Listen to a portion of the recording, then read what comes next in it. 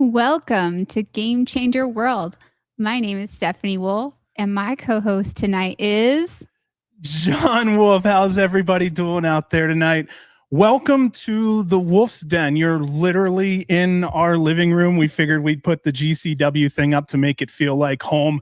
Gosh, let's just do this real quick here. I'm going to go through this. Clown, good to see you tonight. Reed Harris Cooper, always nice to see you. The Crow Fairy Tale, Patty Cakes. Gosh, yeah, Derry Benny. Yes, to those who celebrate out there, happy Trans History Month to all of you. Chris Taff, welcome. Good to see you here. Who else do we have that I'm seeing? I think I said hi to Big Capadon or no? not yet. Hi. Las Vegas love out to you, Big Capadon. Good to see you. WWE Sucks, my favorite name. Good to see you. Rick Dykehausen, also good to see you. Hit me up on DMs when you get a chance. Like I said, I think we're going to get a color picked for you, and we're going to get those bracelets out. Speaking of which, you're the one responsible for the bracelets, aren't you? Yes. Thank you. And you're having fun. How long do those take? 30, 45, just depends. All right. Yeah. So, you know what? I'll put up the QR code. These things have been going like crazy, and I didn't, and nobody expected to. No. But yeah, if you wanted to donate at all, that's a great place to do it. If you spend $15, get us your address, and we'll go ahead and get something out to you there. Oh, yeah, there we go. Crow's saying, no, Clown is saying those bracelets are amazing. Thank you. Thank you, Clown. It's a lot of work.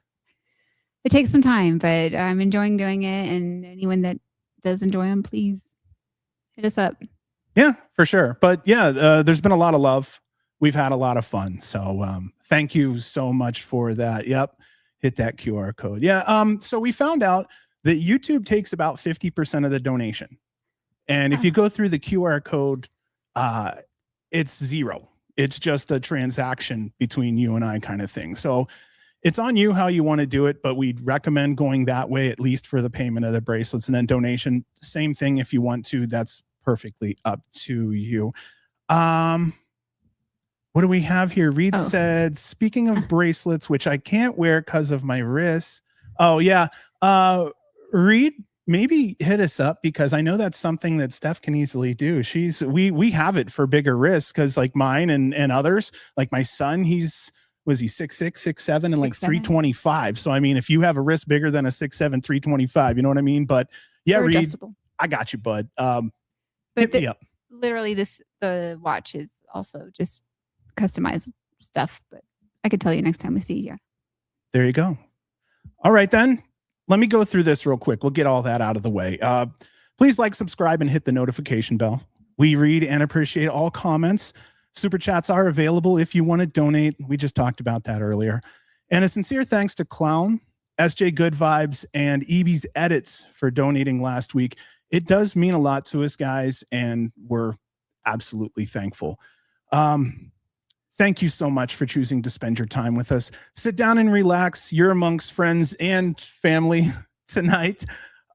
We have a lot to cover. We're going deep into the night.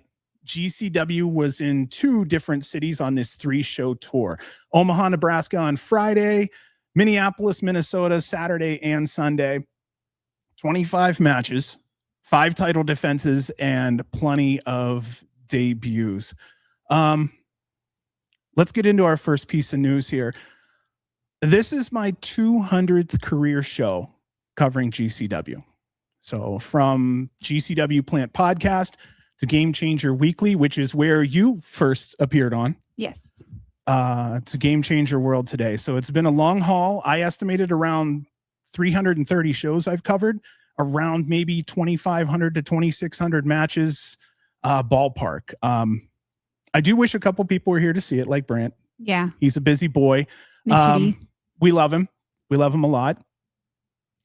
Let's see. Joe couldn't be here tonight. Joe was busy. I think he got some tickets to a baseball game, and let's be honest, that's hard to beat. You know what I mean? But yeah, Stephanie's the driving force with a lot of things. And when you go to the kickoff shows, she's the one who goes and collects talent, right? I do try. Yeah. And so if you see me, I'm trying to get you.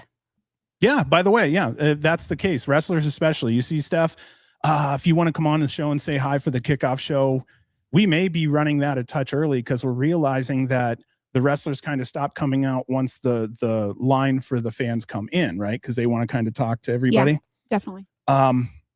So it seems like between 6 and 7 is really the sweet spot for wrestlers. I'm almost thinking maybe 5:30 to 7, and that gives us some more time to kind of have some more people come on. It's now become a thing where people are hitting us up before the kickoff show and letting us know, hey, I'd like to come on. We already have a couple people lined up. I'll tell you about those a little bit later. But Royal Rumble's been announced for Phoenix. So I'm hoping that equates to like a GCW show or two if we're lucky, right? Ooh, I don't know. We'll see. You want to go? Well, definitely. I'll have to get my camera ready. Yeah, no, I think that'd be like, I think we're going to have fun down there. And if we're going down, we're bringing Game Changer World with us, right? Let's hope so. Yeah, let's hope so. But yeah, that's kind of what's going on here. So Reed was just asking, how close is Las Vegas to Phoenix? Maybe. I think that's what you were asking. It's about 5 hours. 4 to 5, yeah. And we'll drive. Yeah. It's a haul. And you're going through the desert. You start at Las Vegas desert. You end in Phoenix desert. Yeah. So I don't know about the weed laws in Arizona, Clown. I'm not sure. I think that's one, like, you might have to just kind of do a search on that and see what's going on there. I really don't remember. I don't think many people will be following those laws. I don't know. Okay. Let's go ahead then and move forward. We're going to start with our first show. Again, there's 3 shows. We're not trying to go crazy. It's Steph and I. We're just trying to have fun. Like I said, you're in our living room. We're just trying to enjoy ourselves. Also, if this is something you guys enjoy or like, let us know too, because honestly, it's kind of fun so far. She's nervous as shit, right? You nervous? Just little. Don't worry. Like I'm usually behind the camera, not in front of it. Right. And I was telling her though, like everyone that's in chat primarily we've seen for a year or more, and they're all friends. Most of them know each other. Quite a few of them have met each other at shows. You know what I mean? Yeah. So it is what it is. But don't, like, again, everybody's supportive. You've seen that a couple of times now. So don't be too nervous. We'll see what happens. Okay, so the first show, GCW's The Top Play from the Admiral Theater in Omaha, Nebraska. I wrote here beautiful dark wood or metal. I couldn't tell, and like gold, but it looked like a 1920s, 30s, like New York kind of like Batman. Yeah, it was really pretty. I felt like it was like a theater. It was really pretty. I liked it a lot.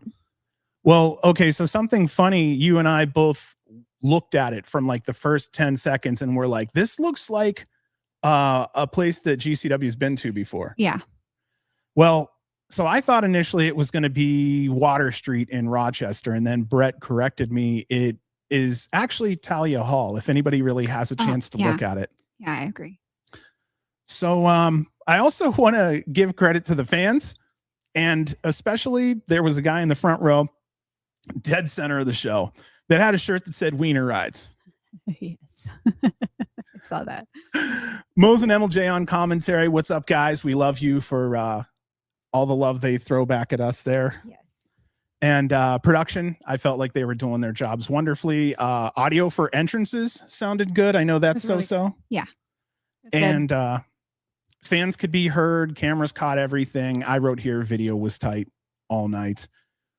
Roll into the first match, you think? Let's do it. Okay. I'm actually going to put it up here so we can kind of remember what's going on. But this is going to be a 6-way scramble. We have Logan Cavazos, Leon King, Dexter Daniels, Jay Lucas, Knox Caulfield, and Victor Analog. This was a touch under 10 minutes. Now, I don't know if you remember, but did you see that there was a group called the Kids Table? Yes. I actually really liked them. I felt that they were really fresh, and I actually liked how they worked together, and I liked actually how they kind of went and fought each other for a moment during the match. It was actually something I was hoping would happen, and it did. So well, I just found like we may have maybe found a new tag team. I'm not sure, but ooh, do you think that maybe they'll go after the GCW tag titles? If they're given maybe another chance or two and they come back to the area, I'd hope so. That'd be really cool. Yeah. Well, They kind of also remind me a little bit of like a young Bang and Matthews when they were first starting. They're a little different, but still close enough that you can see they're a tag team. And I don't know, I can see that. Enthusiastic. Definitely. And yeah, I liked him a lot. It was great seeing Leon King again. As always, great fan support. Really, I think a fan favorite. I really like everything he has going on between his shoes and his clothes, the gear. Sorry, gear. I love just everything going on with Leon. So he does a good job. Credit to Cavazos for a unique package power bomb. I'm used to saying pile driver, a package power bomb. I don't think I've seen that before. And it seems like he got more of a spotlight in this match. And I like to see that because I feel like he's put in enough shows now. Give him a little of the spotlight so we can see what he does. And I think he's shining out there. I felt like Jay and Victor also did great, but we just didn't see enough of them. And that's kind of sad because I've started to have, like, Victor's grown on me. I love the TV on his head. It's just completely different. Agreed. And Jay is with Teriyaki generally, and they both shine together. So there's been a couple times Jay Lucas is somewhat fell into the like the background, and dude is good. I hope he kind of comes to the forefront a little more often. Agreed. On to our second match, Leedz Lewis versus Teriyaki. And the more I watch Leedz, the more he's kind of growing on me. He's only had 40 career matches, and 10 of those have been at GCW already. So I'm just going to ask you, what are your thoughts on Leedz? I really like Leedz. Everything about him so far has been just spot on. Like, between, first off, seeing him with Jordan Oliver and Alec Price coming out last week and the weeks before, and now seeing him come out individually and fighting, just especially the last 3 days. Mm-hmm. It's been really nice to see him doing a solo matches, but he's really doing some very impressionable stuff. And I like how he has good speed. He has just, first of all, going into the ring, he just hops over and jumps in. And I'm like, whoa, okay. I don't think I've seen very many people do that. So I think I can't wait to see him do some more things. So sounds good then. So I wrote here, Teriyaki, he is so damn good that he's working with a guy that's practically new, and they put on a great match like this. Did you know they're both 24 years old? I did not know that. Yeah. I did not know that. And it didn't look like two young guys going at it, like I said. So I felt like they've been going longer. They've been in the ring longer than their age. So I think Teriyaki's been doing it 7 years. Leedz have been doing it less than 1. That's so crazy. Yeah. So yeah, this match, only in match 2, GCW chants, Fight Forever chants were coming out. Both men really did make a statement here. Do you have an opinion on Teriyaki that you want to share? Or? I really just like him as a person, and it shows in his wrestling. Like, his smile and everything, just, it shows. He seems like a really genuine, nice guy. And when he wrestles, he has fun, and you can see it. And so I can't wait to see him do some more things. So, and I always love the hair. I feel like that. I hope he never gets rid of it.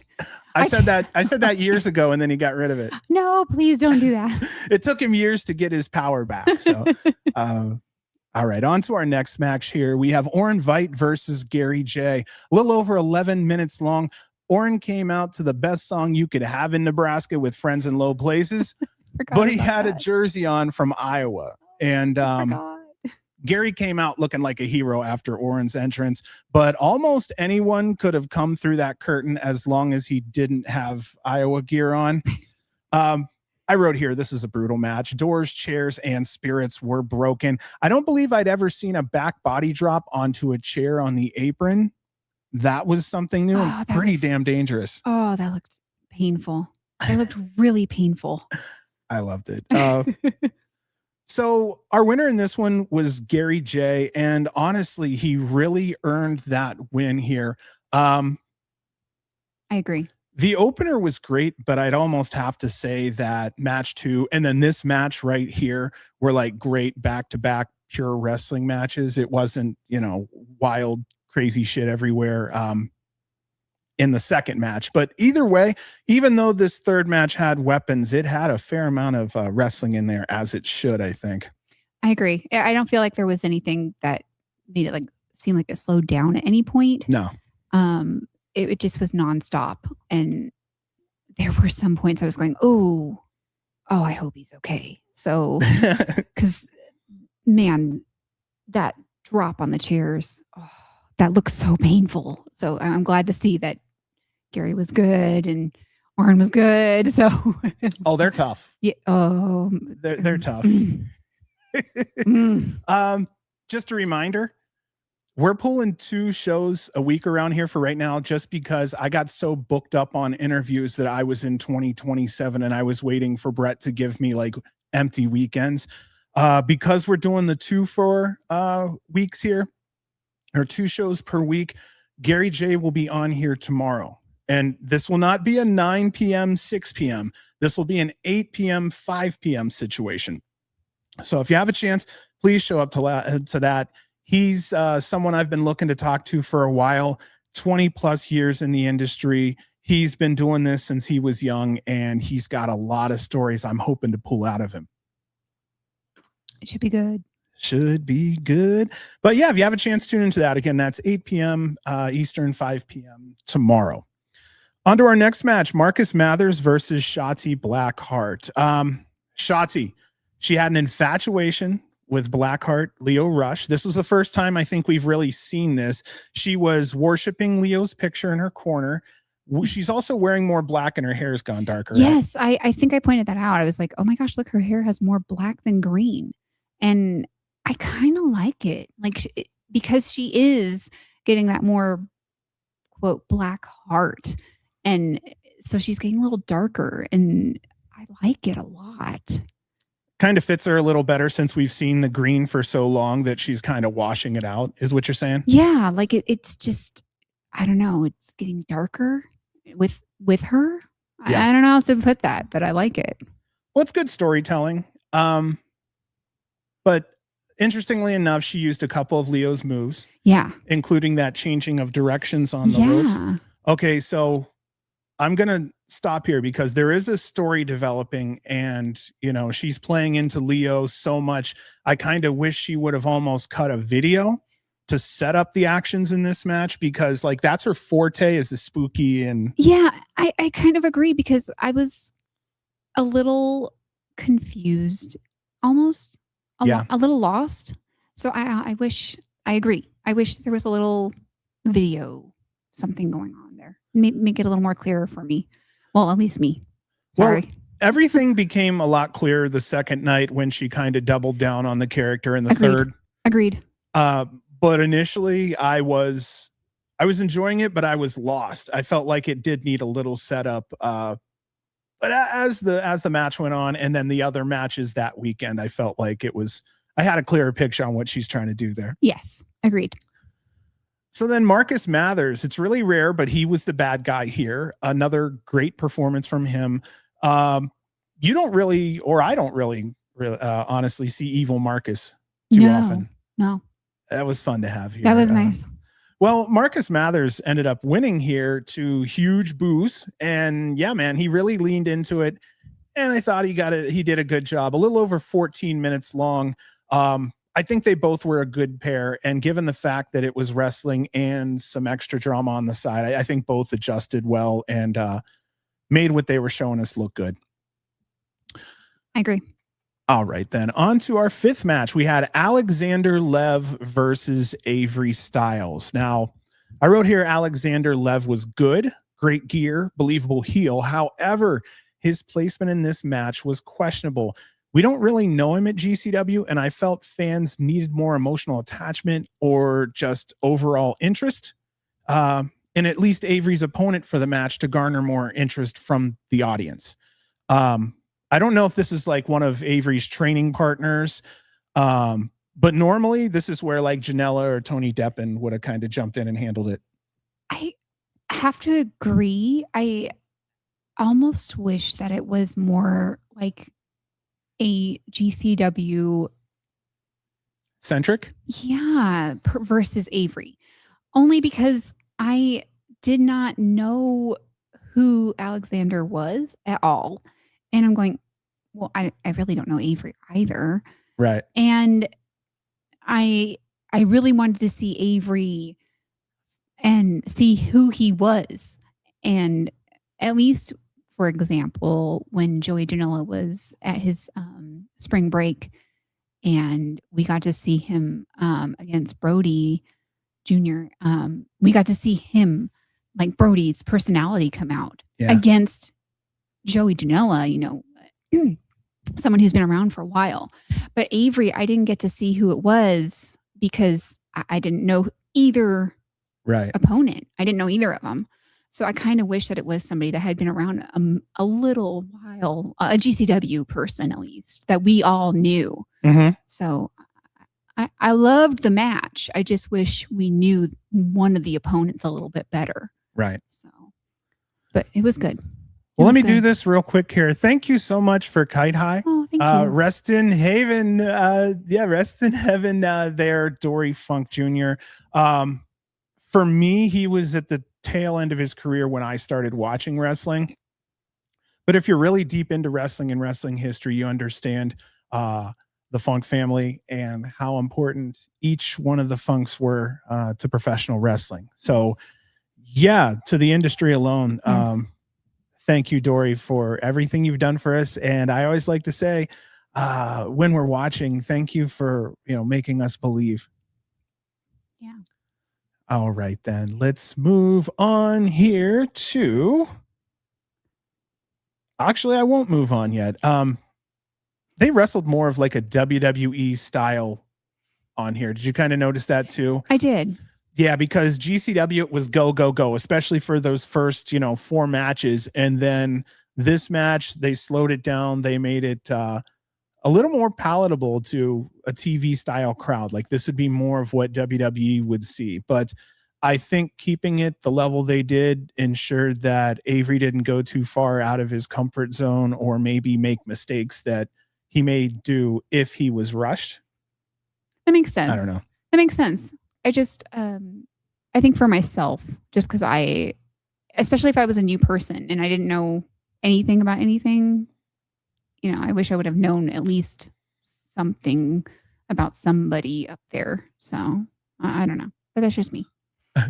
Sorry, Reed. I'm not in Orin education. What's going on is we're both working off the computer here kind of thing. So I actually ended up putting my notes on here so I don't have to keep flipping screens off and on. Finishing up with Avery here. This was his 7th or 8th career match overall.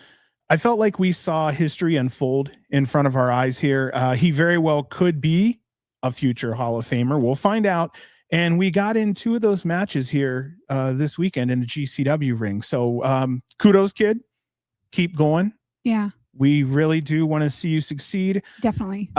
It's going to be said later in the show here, but welcome to GCW. All right here. So after this had all happened, Marcus Mathers came out and then decided he was going to get in Avery's face. And I felt like it was a good tension builder for the next night. On to our next match, Redwing versus Jensen McGregor versus one called Manders. Do you remember this? This was the big guys match. That was such a good match. Oh my gosh. Okay, so kind of like looking at it, Redwing and McGregor, great energy. They had a ton of support from the Omaha crowd. So they obviously knew who they were. And I love Manders coming out right away and giving some heat to the crowd. Yeah. I'll talk. You know what? Yeah. Manders came out in that Iowa jacket. Fans were pissed off. I like that he pulled that trick. You know what I mean? Since it was pulled earlier in the night, he's like, fuck it, I'm going to pull it too. I mean, if there's anybody going to pull Iowa, though, it's going to be Manders. He literally went to school, played football at Iowa. kind of makes sense there. The mid-match where Manders said, fuck y'all, and the whole crowd said, fuck you. That cracked up commentary, and we were all laughing here. Reed Harris Cooper said, cocky, arrogant Manders was new, and I loved it. Let's throw the comments on there. I don't know how big those are. I can maybe see if I can make them a little bigger. Let's go. Yeah, let's do that. Should we go tall? Nah. Should we go wide? Let's do that. It's one screen. Let's do that tonight. I want you guys to all be showing up there. Let's do that. All right. Okay, here. So no Nick Gage, elephant in the room.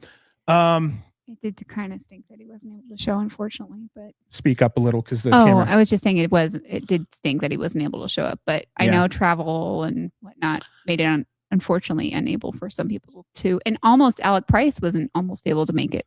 Yeah, we'll be talking about him too. That situation was a little wild. Yeah, so regarding Nick not showing up, if you're a Patreon member, Brett and I literally recorded the Patreon episode for the official podcast last night at like 3 a.m. my time. I think I finished the editing and pushed it out at like 4 a.m. Something like that, yeah. But that question was asked, what's going on with Nick Gage? And I think he answered it in there. So I guess for anyone who's on Patreon, I don't want to, do too much give too much away, but I think he did talk about that in there. And I'd rather have his own words than sit here and try to paraphrase him because I'm not smart. I'll say something wrong. But Redwing, both him and McGregor, great energy. It was fun watching the camera follow McGregor through do you remember he was like walking around and he went all up and the camera went around? It was fun watching them try to follow him. Also, I really enjoyed going around and it helped me to build a mental picture of where, like the venue. Mm-hmm. You know what I mean? Because like I'm looking up in the crowd and I'm like, okay, is that 1 row, 2 row? And then you go up there and you're like, oh, there's tables. Yep. And that's stuff that I had no idea. Let's see what else I have here. Redwing, a big man. He can move, has personality, and he's solid in the ring. McGregor, no different. I'm actually sold on both of them. I hope we actually get to see McGregor and Redwing again. Hopefully they get a few more matches in at GCW, and maybe we can bust them out of the region and maybe see what 2 wrecking balls could do at GCW. Mm-hmm. Well, Manders ends up pulling out the win here. He ends up getting on the mic. He says he's known both of these guys for years. And if only Manders wanted to make a stable, I was thinking like now would be the time to do it. You have him and Shire. And then if you got like Redwing, McGregor, I mean, you're talking just nothing but beef coming out of the middle of the country. That'd be wild. That'd be crazy. All right, here. So I did see someone say that they thought that the ring broke during the match or was breaking or something.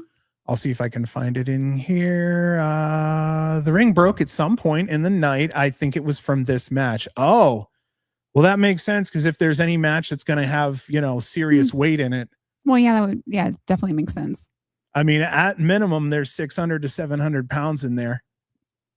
You figure, I mean, if each man is 200 minimum. And oh, yeah. The ref. I don't know who was ref in this one, but I don't remember. If it's Max Recon, there's another 175 to 200. I don't remember. Well, okay. But you've spoken with Manders a couple times at the UCC when you're scooping him up for our interviews. Thoughts on him? Oh, he's a sweetheart. I mean, they're all of them are such nice people. So, I mean, I can't say anything bad about anybody, but I would definitely want to have him on the mic and try to get him on the pre-show or the kickoff. So, I can see why someone would say the ring might have broke because if you have 3 Manders in the ring, yeah, I can see that. So the only other thing I'm thinking here, because I'm looking down the card, it may have been the next match because the next match was a 6-man tag team. So you had 3-on-3. What was the next match again? I don't remember. Let me make this little statement and we'll move on. So, Okay. speaking of teams, because we were talking about the Cowboy Way for a second, congratulations to them. 24 days ago, they won the Rev Pro Undisputed British Tag Team Championships. We want to give them credit here.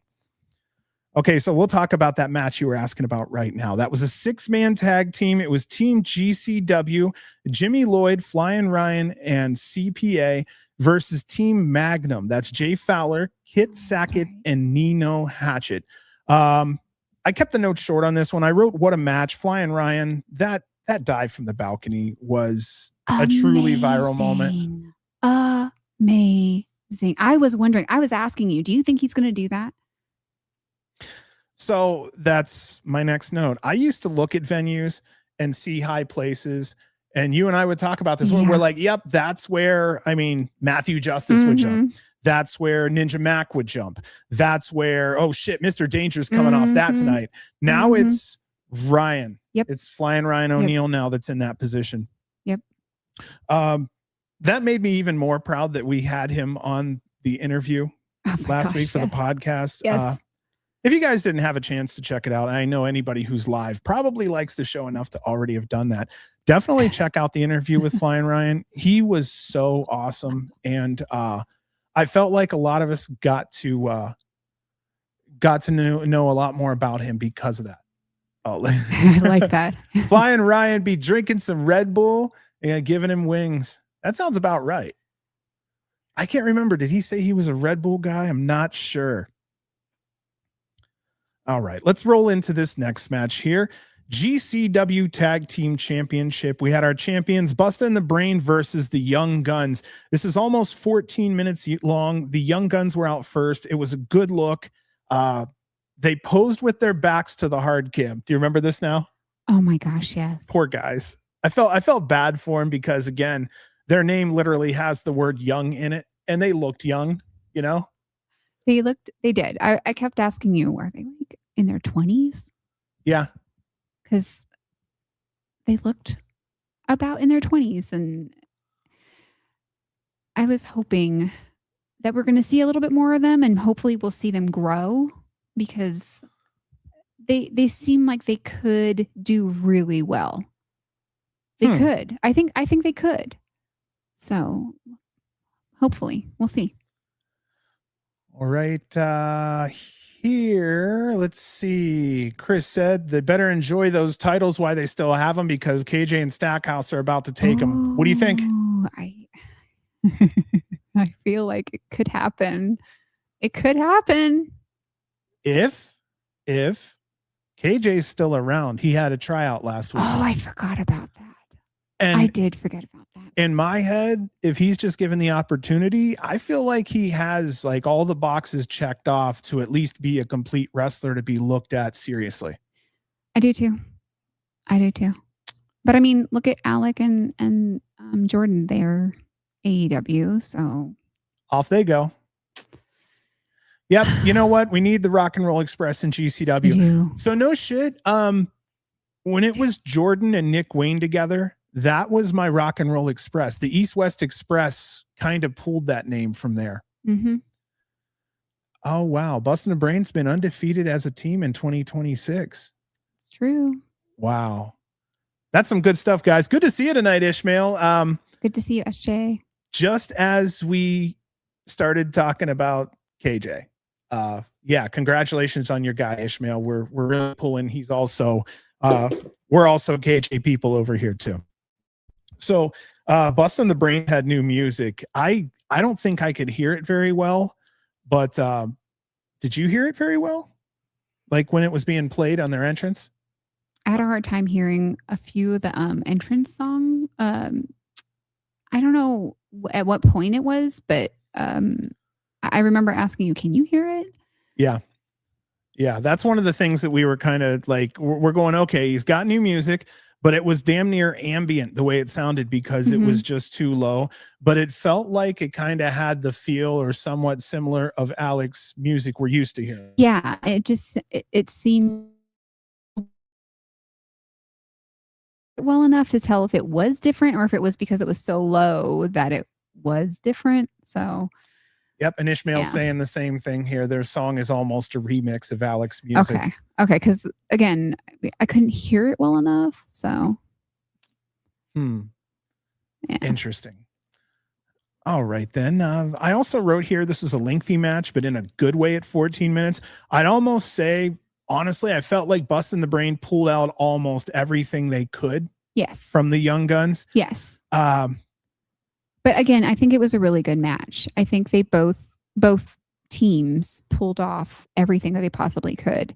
And I do really feel like all parties involved did a really good job. Like, I don't feel like anyone did anything like subpar or anything like that. So bring back the Young Guns? I feel like we need to see them again. I really do. Like, I don't think they did anything that wasn't good enough to see again. I would like to see them at least one more time and see if they can do it one more time. Let's bring them back. I didn't see a reason to say no. Yeah. I want to see him. All right. Our winner and still the GCW Tag Team Champions, Bustah and the Brain. This brings us to our main event. Match number 9, the only 9-match show of the weekend. It's the tag team match. We had Bangin' Matthews versus Vandal 48. To my knowledge, I can't remember when Bangin' Matthews were in the main event unless it was a Chicago show in their hometown. Do you remember one? I can't remember one, actually. Now that you mention it, I can't. No. There's a healthy talk going on in chat right now. I love it. So watching Vandal coming out, they're draped in all black. The music is awesome. I'm really happy to have them at GCW as bad guys. Like, they are perfect bad guys. I agree. Okay, so I'll just stop for a second before we get deep into this. What are your opinions and thoughts on Vandal 48? What do you like about him? What do you not like about him? Okay. What do you like about him first? Let's do that. Okay, first of all, I love the image, right? The image. Okay, I'm going to start off with Atticus. I love that he always has new gear. I love that he always has just new merch. I mean, he obviously spends a lot of time on setting that up, and I love it. I love the creativity. I love his videos, his promos, whatever you want to call it. They're so creative. What I don't like, and I know this is going to sound dumb, is that they interrupt each other's matches. And it's only because they're trying to show that they're this big, strong team or individual person, but then they interrupt each other's matches. That's part of being a bad guy. I know, but I want you to be a big, strong team or big, strong person. Well, right. So okay. So we've talked about that a lot. A lot of the fans the last month or so have really seen a lot of interference, and because of that, people feel like the matches are being ruined. But they can do it like how, some have done it in WWE and AEW and whatever, and just be outside of the ring and cause some drama on the outside of the ring. I don't know. That's just me watching the old school stuff and going, oh, that was such a good idea. Why didn't I don't know. That's just me. Just me. The other side that I wanted to argue was I think that Vandal 48 is actually stronger if they win individually, because, it shows that they're so strong. Well, what it does is it shows their individual strength, which means when they come together, they're all that more strong, monstrous. So Kite High said that Vandal 48 is going to be in wheelchair, i.e. Vipress. Ooh. Okay. Oh. Yeah. Yeah. Well, in this match, I felt like Bangin' Matthews showed us that they're fully ready to hang at GCW at a higher level. And this was the hardcore match I feel like the fans were really waiting on towards the second half of the show here. Our winners were Vandal 48. Any other thoughts on this match as a main event that you can think of? No, I mean, my only downside with Vandal 48 fighting an opponent is that Vandal 48 is so deathmatchy, and I love that. You know me. I am all about the blood. Give me I don't the know blood. her. I don't know her. Give me the blood. So it's hard for me to watch them and not have an opponent that they can give the blood to. Give me the blood. Give me the blood. That's going to be quoted. Especially when I could take the pictures. I want to take the pictures. I want it. Give me those skewers, give me the razor, give me the doors, give me the glass. I want it. So it's hard for me to watch a match and not have all of that. It's so, that's the only thing that I have to say that it's hard for me to watch when it comes to a Vandal 48 match, is that there isn't all the things. So, but other than that, I thought it was a really, really good match because both sides did a really good job. So GCW, where our motto is "Give me the blood," says Chris. That's a good one. yes. Big Capadon asked, "Did everyone watch the chains this weekend?" I ended up missing it live because we had a party here at the house with some family and stuff. But we've seen one half of it, but not the second half. No, but it was good so far. It was good. Well, like I said, we're fans here. It is what it is. We're we have this flag behind our head, but that doesn't mean shit about enjoying wrestling, right? All right, here. So here's what was fun. You know, we only had 2 matches out of the 9 that was on the card that was under 10 minutes long. So we had quality on that side. And the 2 that weren't 10 minutes were 9:44. That's a scramble, and 9:45. That Styles match. So I'm not complaining here whatsoever. I felt like 9 matches, all of them over 10 minutes. You get your money's worth, right? Yeah, it was good. I really did appreciate that they weren't 5-minute matches. You know, like we had a good, decent amount of time for each match. So yes, I liked it a lot. Okay, then anything on that first show to finish out before we roll into show number 2?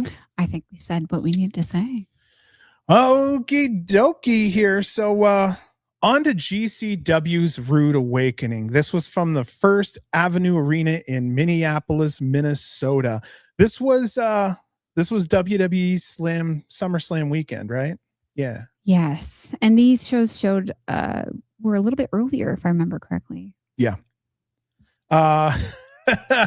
Yeah, I woke up and was surprised that I only had a little bit of time before, boom, the show was on. West Coast, it's 11 a.m. Yes. Which is like right around the time where you're ready to go get a nap in. Yes. Fuck that shit, right? So, but I mean, it was good overall. This was GCW's 40th state. The arena, my impressions were like, it's all black. So if GCW wanted like a blank slate, I feel like that would be a great place to go for that. And, you know, the fans were ready. They were vocal. This first night, they were great. The second night is insane. We'll definitely talk about that one when we get there.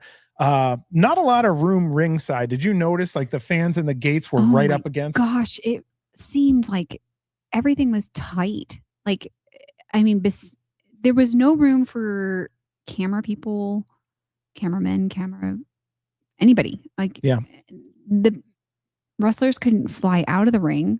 And if they did, they flew into either the barrier or the people. I couldn't tell. Did people have seats? Were they sitting at all? I know the one show they were standing the whole time. So I don't know if there were seats. And that makes me kind of feel weird because I'm not sure how they made sure that I just don't know how they'd make sure that people would stay. Like if you bought a front row, how do you guarantee your front row? And maybe they put a little, you know how they do in LA, they put the little thing on them. Wristband. Yeah. Chris said that that's a very small venue meant for concerts. Oh. So there you go. The fans were at a concert venue more or less, which chances are they may not have chairs unless it's a venue that has like weddings and stuff like that. That makes sense. Because it just seemed like very enclosed, and also with the black theme. And that's like my favorite place to take pictures. Well, the other thing is, I wish they had more flags hung up. That would have been nice, just to give it a little bit of color. Yeah. So, but. So Kite High said something here. GCW needs more versus other company type shows. It brings out the fire in the fans and wrestlers. Oh, yes. I was going to get to this when we get to the third show, but that show was one of the best versus shows that I've seen. The third show, the third night. Oh, yeah. Okay. That one. Okay. Mm-hmm. Okay. Jeez, excuse me here. Okay, what else do we have? Emil and John Mosley on commentary again. What's up, guys? Doing a great job. I'll just say now, all weekend. A note for the ring crew. If the fans and or barriers are going to be that close to the ring, put the doors underneath the ring so that when the wrestler picks it up, they pick it up horizontally. Too many times I've seen fans ducking. Oh my gosh. Because of the doors. Being front row usually all the time, it does stink. Yeah. Having a door coming your direction. Just an FYI. So no shit, I've actually hurt my forearm because I put my forearm in front of your face to not get hit by a door, and that arm got hit. Yes. Let's move on to our first match here. This was a scramble. We had Alexander Lev, Ryan O'Neal, Anakin Murphy, Jimmy Lloyd, Jay Lucas, and Teriyaki. I'm going to keep notes short here. With Alexander, I felt that it was fresh seeing a bad guy in a scramble because normally it's like good guy fest. Yeah. You know, we don't care who wins. We just want everyone to kind of have a good time, right? Yeah, I agree. Yeah. So it was nice seeing him in there, though. Adds just a little bit of a different dynamic. And it also gave everyone a target. Maybe that's a good way to put it. He was the target. Very fast pace, a lot going on. Nothing really stuck out like a major dive or anything, but I felt like it was good given the fact it was only 5.5 minutes long. Teriyaki pulled off the win here. Is there anything about any of these people you want to mention, or do you feel like this was just quick match in and out? I feel like it was a really good match. Everyone did a really great job. Everyone there, I can't say one particular person did something because everyone did something amazing. So no, Teriyaki again, amazing. Anakin, amazing. So everyone, good job. Sorry, but you all did great. There you go. All right. Match number 2, KJ Orso versus Leedz Lewis. Two weeks ago and last week, I was saying, listen, I felt like those two really match up well together, and I was fighting for that match. I wish they had more time because it was only 6.5 minutes. But I was going to say it felt like it was a very short match. It wasn't enough, but it was a good match. I wish it did have a little bit more time though. If they were given a small story or something, I could see where those two could present a lot more if they were needed. Oh, definitely. Definitely. So one big piece of news here. It was nice seeing referee Dan Perch back in a GCW ring, right? Yes, I agree. KJ come to the ring with a mic. He pissed off the fans. It was a great promo. It was to the point. He said he's been signed to whoop Leedz' ass. Which I liked a lot. So talk to me about the good and the bad if KJ gets signed to WWE in your mind. Oh man, if he gets signed to WWE, that means bye KJ. No. Okay, I really like KJ. He's really good on the mic. He's really good in front of the camera. And that means he's gone. Another person that we all love and hate, because we love to hate him and we hate to love him, is gone. And I would love to see him in Stackhouse as, trying to get those tag team belts from Jordan and Price. And then again, I'm like, oh man, I don't want to see him not get signed so it's one of those, dang it. If he doesn't go, but if he does go, and yeah. Well, if he does go, we miss out as fans. Yes. But we don't also, because we could see him on. Correct. And at the same time, if you're a real fan, you want to see him succeed Exactly. regardless. Exactly. So he's hitting his goals. And if you're a fan of the individual, then you're a fan of him also professionally hitting his goals. But would he still be KJ? Whatever he's going to be, if they let him be that, but whatever he's going to be, he's going to do a damn good job at it. Yes. Yeah. I'll say it that way. Yeah. It's just, it would be sad to see him go, just like so many others who have gone and grown. Yeah. Because again, this is, I know, independent wrestling. I know. It's just, you fall in love with these people and they become like family, and then they move on to college and they grow up. And they leave your house and you don't ever see him again. And they never answer your messages when you call. Oh boy. Yeah. It'll be sad, but at the same time, knowing a good person made it to a good place and really succeeded, I'm all for, right? I'm definitely for him moving on if that is what is supposed to happen. Just like all the others who get signed. It would be sad. I just don't forget about us little people. No, I'm kidding. I ain't. Don't forget about the little people. I know what state you live in, and that's about it. I'm coming for you. Coming for you, KJ. Yeah, Frankie says to think he was kidnapped in the back of a Nissan Cube 2 years ago. I thought I saw something like that. We all grow. Maybe he'll be kidnapped in the back of a limousine now or something. Oh my gosh. A lot of KJ talking here. I'm so sorry if I'm not getting to all of this. LA update. Thank you, Patty Cakes. Price, Oliver, and Hook versus Atticus, Cogar, Orso, and Stackhouse. Oh. Yeah. Oh my, that'll be a hard time taking some pictures for me. Okie dokie, artichoke. That's going to be freaking awesome. It'll be fun. I'll just be very, a lot of picture taken. Good. So, let's move on to some more stuff here. So I want to give Minneapolis credit for the "you ain't shit" chant. I figured I'd hear that in Nebraska, but instead I heard that in Minnesota. Bustah in the Brain, when they came out, you could see that KJ's focus turned to them in the middle of his own match. And that's when Leedz rolled him up and got the pin. So our winner here with a surprise win on a fantastic wrestler, Leedz Lewis. So he leaves the ring, and that's when KJ's left there. The fans are singing "Na Na Hey Hey Goodbye" to KJ, an absolute classic. And KJ plays up to it. So I want to give him credit for all that. I thought that was really fun. I remember, he had the chair and he was like throwing a little tantrum in the ring there. That's KJ. I love it. Love it. Okay, so moving on from there, a video plays showing Brody Lee Jr. saying hi to a bunch of the GCW talent. And then you see him say hi to Avery Styles.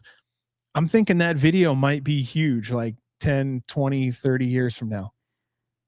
Too young. Like, think about that. Imagine if we had like The Undertaker go up to Kane and they're both like 19, and hey, to have a video like that and to get that on film is so cool. And it is cool. It's very cool.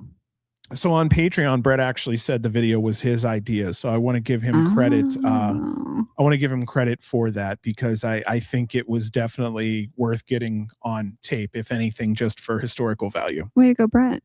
Hell yeah. On to our next match, Gary J versus Vipress. I never really expected this match, like the way it was. I thought it was really good. So I'll ask you. Okay, so what was it that was unexpected? Well, okay, first of all, when the chairs got set up, and I was like, oh God, no, don't set the chairs up like that. And then Vipress got throwing on those chairs. I'm like, oh. Mm-hmm. Oh. But it was a really, really good match. And seeing Gary J there and then it being a hardcore. Gary J doing hardcore, Vipress doing hardcore. I really appreciate the both of them for it. And one day, or maybe in LA when I see her, I'm going to ask her, how does she do any of her matches with those nails? Because, oh my gosh. And especially after seeing her post that picture with her broken nails. Ow, girl. Ow. Yeah. Ow. Love to talk to her sometime. That's one that I'd like to have on the show because I feel like she would be fun to talk to. Definitely. I'll say it again. Reminder, we have Gary J tomorrow between 8 and 5. So I figured I'd just go ahead and say that right now again. I do want to see you all tomorrow. It'll be kind of fun. And again, I think me and Gary J are going to have a good time together. We got along really well through DMs. So we'll see here. What do you have here? Go ahead and hit that real quick. Vipress is the toughest female in the business as far as taking bumps. I'll tell you what, she's up there. I think that there are a couple ladies right now, tough as hell. Angel Metro, we were just talking about NHB. She's on a fucking tear right now. I would love to see Angel versus Vipress. OMG. Let me just say. That would be a death match that She's someone I've asked about. I've asked about getting her over to GCW. That's someone I would like to see. Like I said, she's on a hot streak. I want to give her respect. I think almost everybody, women and men, have really had Metro grow on them. There you are. All right. So the one thing that I remember from this Gary J Vipress match, do you remember the spot where they had the door across the ring to the barrier? And they like crashed to the floor and Gary went down hard. I think it was. Wasn't it like was that the one where the part where it was a double door? And then he like just fell to the ground. It was. I think so. Whatever it was, I just remember seeing him on the ground and I'm like, oh shit, that had to hurt. It looked bad. Or whatever it was, I don't remember, but it did not look comfortable. It did not look comfortable. Okay, so we were just talking about Vipress, but I want to kind of pick your brain just a little more. You've been watching Vipress now for, since her original manifestation, right? For a few years now, yeah. When she was the Vipress, not Chola. Yes. Nope, not Chola. So how do you feel about her transition to the Chola? To the Chola. I really do like her transition to the Chola. I mean, as the Vipress, she was good. But I feel like now that she's become this death match Vipress, she's definitely more hardcore. She's just more. I mean, she definitely puts herself out more. She's actually talking more. I feel like she's actually showing more of who she is. And she's just getting out there more. And it's really nice. I have more want to see what she can do and how far she's willing to go, because oh my gosh, as the Vipress, it didn't seem like that Vipress was going to go as far as this Vipress has gone. This Vipress seems like she will do a lot. And the Vipress from before, I would not have thought that Vipress would take a light tube or what are those? Gusset plate at all. I would not have thought that the original Vipress would have taken a gusset plate. Like a door, yeah. A door, definitely. Pane of glass, no. I didn't see that coming. And I felt like she upgraded. We unlocked Vipress. I have to agree. She is probably going to be Otis Cogar's worst nightmare. Oh, she's there already. I think it's just a matter of do you think she's the next Ultraviolent champion? Oh man. If she's not, then Who? I don't think they have anybody else right now in the crosshairs. I don't think they're going with this one because I think this is a good one. People like her, and they know Atticus is he's a real threat. I mean, he's doing so much. I just don't know who else could. I want to see more deathmatch stuff happening, and it seems like we're just at the minimum right now. So I'll tell you this much, and I'm going to kind of counter it just a little. I'll counter this right one. We're right here. We used to only have sometimes one death match. I know, but we used to. So now we're at like 2. But remember, like when you first got me into this, 4 years ago, whatever it was. 5 years. 5. There used to be like deathmatch, and then now it's like a lot of things has changed, and that's a conversation that might take its own 2-hour. Well, we won't go there. But anyways, things have back to Gary J and Vipress. Yeah. So Vipress ends up winning this match, and congrats to Vipress. Congratulations to you. And then Otis. Yes, I agree. Dr. Redacted is the only other one that I can think of other than Vipress. That what? That could be going for the title. Other than Vipress. Hey, I'll tell you what. Right now, I'll say this much: if Redacted locks down the American Deathmatch Championship, which he has, and then turns around and gets the GCW Ultraviolent Championship, it would be like the summer of Redacted. That would really be wild. Right there, Big Capadon says Slade. He's getting booked hard right now too. I really like it. I really like that a lot. Oh yeah. All right, here I will keep moving forward. Now, Vipress gets attacked after the match, and that's when Manders comes in to make the save.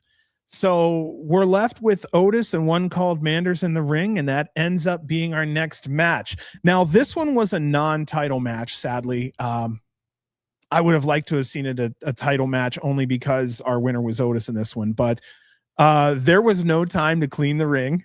The fight just happened as is. And I wanted to say, I actually like that shit was still littered. They could just pick it up and grab it at any time, right? I agree. I liked that it was still there and that they could just pick up and go. It was still usable, so why not just keep it? Well, it's a hardcore match. Like, I think shit around the ring is like, who needs a clean slate? No. I like a clean slate, but I'm just saying, why not keep it? Why do you need to start a fight clean? No, you don't need to. I don't know. It's their canvas, literally. So the fight just happened as is. Max Recon called for the bell and didn't get it. But yeah, it ended up being a non-title match, which stinks. A microphone and some shit talking would have given this match much higher stakes. Oh, that would have been cool. But it was still hard hitting. I liked it. You liked it? I liked it. I really did like it. So back to what I said earlier. Our winner here was Otis Cogar. Otis keeps attacking Manders after the match, and now Vipress comes in for the save. So the tables were kind of turned in the best of ways. I really enjoyed it a lot. So we kind of talked about it. You're thinking she is the next UV champion, Vipress, or do you think now that we've talked about a couple other names, it could be somebody else like Slade? If it's not, there are. Is that a missed opportunity? I mean, there's obviously a few people that I think it could be. So if it's not Vipress. But do you think Vipress is going to do it? I don't know. I would like it to be, because she's put her body on the line here for a while. And it's not like there's very many other women in GCW that have done the same thing. But has she done it longer than Slade? He's been around longer. He's been longer. Yeah. And I think he's put in more deathmatch wise. So he has. So I kind of look at it like what about Dr. Redacted? Slade was here before Dr. Redacted. I think, and you guys can correct me in chat, but I think it was Slade, Vipress, then Redacted. I feel like Vipress came in LA, Redacted after that, and then Vipress flipped to Deathmatch after. Well, yeah, I know she definitely flipped to Deathmatch after. Yeah, Chris is saying she's made for it. So I just can't remember if she's been doing Deathmatch as long or has put her body on the line as long as some of these guys. But again, how many women have put their body on the line other than Vipress? And well, I mean, there's quite a few hardworking folks who have done it.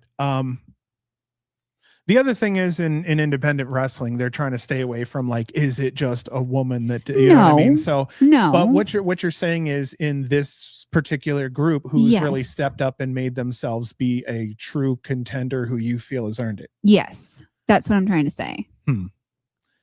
I don't know. I don't have many names in that side. At one time, I know there were quite a few. So let's do this. Reed was saying he's wondering why NHB cleans the ring between matches just to make. I do see though, it's probably for safety also. And whoever's on the microphone, I think it struggles with someone else. I enjoy the shit out of listening to them talk between matches. I love it. Like, I'm so happy that they let those guys just open mic it, because I wish I could honestly do the same at a show, like on commentary, just let it fly. Me laugh so much. So I think there's going to be time, but when Gabby keeps putting her time in, I think you like her, huh? I love Gabby. She's so sweet. She's another one I cannot wait to try to get on the show and talk to sometime down the road. And we'll see what happens there. See what happens. Let's see here. SJ said it'd be nice to have a women's a woman winning the ultraviolent title. We haven't had one in a long time. Yeah, I was hoping before Sawyer Wreck had retired that she was going to get it, because she was putting her body through it for a while, and then she retired. I'm like, oh. And then Rena fucking held it down. Yeah. Rena held it down. She held it for a while. And man, well, I would have loved to have seen Lindsay Snow in GCW for a minute with the belt, but that didn't happen. And I can't think of we just mentioned her name and I can't remember her name now. That was an NHB. Metro. Thank you, Angel Metro. I would love to see her in GCW. So I don't know. There's a few women that I would love to see doing some more depth of the match in GCW. So that's just me. Let's see here. Ooh, Sammy Chaos. Let's see. Okay, so there's another good name, Mickey. Okay, I love Mickey. So Mickey Knuckles just recently won that tournament, and that makes her, as far as true count, she is now the most winningest deathmatch wrestler, period, when it comes to tournament wins. Mm-hmm. I think that's wow. The last time we saw her with a GCW was not this last April, but the April before, so 2 years ago, at the Collective, at the Palms, with my fun pictures. Yeah, she was a blast behind the scenes and on stage. We love her. We love her a lot. Love you, Mickey. Same thing, Lindsay Snow. That's another one you really like a lot. Loved. I was so happy I finally got to meet her. So yeah, she got a wicked injury. I remember you saying something about that. She is going to be out for a little while. She's going to be having surgery. So recover quick. Hell yeah, recover quick. I didn't know she was Horror Slam champion up there. That's very cool. Yeah, we did mention Angel. She's killing it right now. I want to see her in GCW. That'd be amazing. There you go. All right, on to our next match. This is match 5 on show 2. Marcus Mathers versus Avery Styles. Fantastic match. Given really Marcus is 23, Avery's 19. And I love the whole lead up to it and how he was, I want to fight. It was good. All the video, the video packages, all that shit. So good. I just wrote that this if this exact match happened at WWE on TV, it would be considered an immense success. Agreed.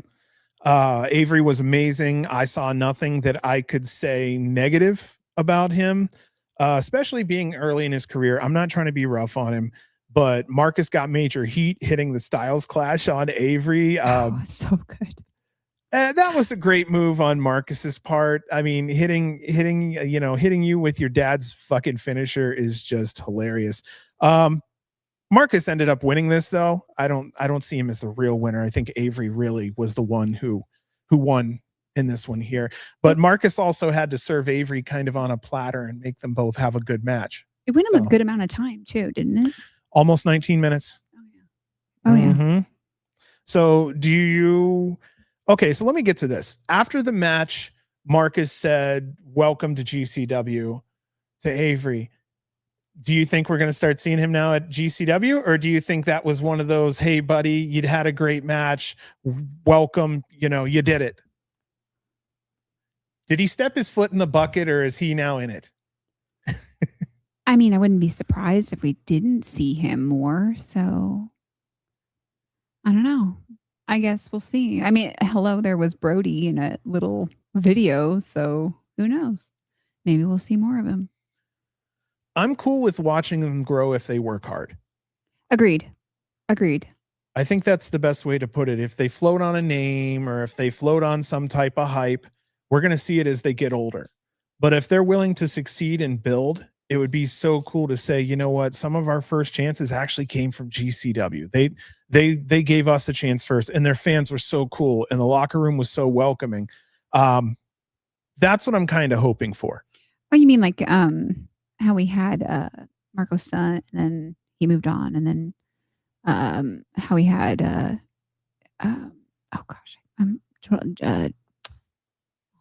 I'm forgetting names now, but so many people started at GCW and then moved on to bigger careers. Or it sucks. It's good, but it sucks because you just get attached to some people. And we've also been working all day. I've been up since 3:30. And I went to bed at 4:30. Yeah, I'm doing good. Was it like 4:30 or 5? Yeah, doing good. Yeah. All for the team. Just announced for Joey's 20th anniversary show this Thursday, Janelasus and Leo Rush are going to be taking on Bustah and the Brain and Nick Wayne. Ooh. Damn. That's a match. Okay, I'll just kind of just say it because I don't know how many are really thinking this before. Well, Chris, I'll just say this real quick. Yeah, MJF did wrestle over here at GCW. That's right. He had a fantastic yeah. I forgot about that. Anybody else noticing AEW and GCW working a little more together? Loving it. I do. Now, I know there's some people that are going to be like, get your TV people off my independent wrestling. I respect that. And I do see other people saying, you know what? Some bigger names could mean more success, which means more fans, more crowd, bigger shows, bigger names, and GCW attitude. I kind of like it. So there we go. Is it the East-West connection? Yeah, Bustah, Brain, Nick. Okay, so no shit. How much are you going to pop if Jordan Oliver and Nick Wayne pull off some old East-West connection moves? Oh my gosh. Uh-huh. I haven't seen Nick Wayne in a few years, and little Nick. I'm sorry, but he's the same age. That's how we know him. We know him as he's the same age as our son. So him and Billy and man, So I can't wait. That'd be so great. It's nice to see him back. We'll try to find that picture with Billy and Owen where they took backstage, where they did their little. So Owen did this, and Billy did this. And what's the year funny, they graduated. It ended up being when they stood side by side, and they didn't mean to. They were doing their little "What's up," right? It just so happened they did a 23. Yeah. It was kind of cool. We shot it over to her mom, and we're like, "Hey, look at the kids, man! They're So it was pretty cool. I don't think that story would ever come out if you were sitting here with me tonight. I like that one a lot. Let me see what's next on the list here. Shotzi Blackheart versus Darin Corbin. So this went 13 and a half minutes long. Shotzi now has fully laid into the character that she has. She's really into the picture of Leo. She took Darin's mouth and made him smile. Made him smile for Leo. That was really cool. And then you could kind of see how the camera showed Leo smiling, and then it showed the, Darin making him smile. Great. Honestly, I think all of it was great. She did the same thing on Allie Katch the next day with the smiling. Oh yeah, I do remember that. Huge credit to Darin because he had some fantastic crowd work, and I felt like it kept things upbeat and fun the whole time. The XFL chants. Somebody had an XFL shirt on and he tried to shit on him and people loved it. That was funny. But I'm a big fan of talkers, and this guy was a talker. I felt like he was like another wrestler that we've seen. Tony Deppin's a big talker. Yeah. Heel. Yes. That's probably who he reminded me of. And I liked it. I really appreciated it because it kept everything kind of just going. And it was actually very entertaining. And it kept just me like, okay, what's going to happen next? What's going to go happen? Well, okay, now what? Well, once the black stuff started shooting out of Shotzi's mouth, she started using Leo's moveset. I like that outward show of this inward change that she has going on and how it's kind of sinking into her. And I'm just going to say it out loud. I like this Shotzi over normal Shotzi. You can disagree, you can agree, but I actually like the direction she's going. I like the change. Better than just, hey, I'm a badass. No, I just like the change. I like that there is a change. It's not that I don't like the original Shotzi. I like the change. I always like that there is a change in the characters. Yeah. Because it shows that there's growth. So for me, again, her hair's changing, the whole black coming out of the mouth, which the ooze or whatever Emil and Mose is calling it. I can't remember what they're calling it, ooze or I forget. Which, by the way, what is it? What is that? It's not ink. It's not like, what is that? Is it safe? We can ask that. I can maybe ask and see if we get an answer. Okay. So someone had asked, I thought Allie was gone. So Allie is gone from GCW. What was going on was Allie is the champion over at First. She is the, let me get it here. The first grand title champion is what her name is over there. So the reason why we had her on the GCW show was because it was versus First, and First champion is Allie. So that's great. There you go. Right. I actually do like Shotzi better. Okay, so you like the change. I like that there's growth, because any change is growth, even if it's just their gear or whatever. And to me, this change is a really kind of cool and different, and I like it.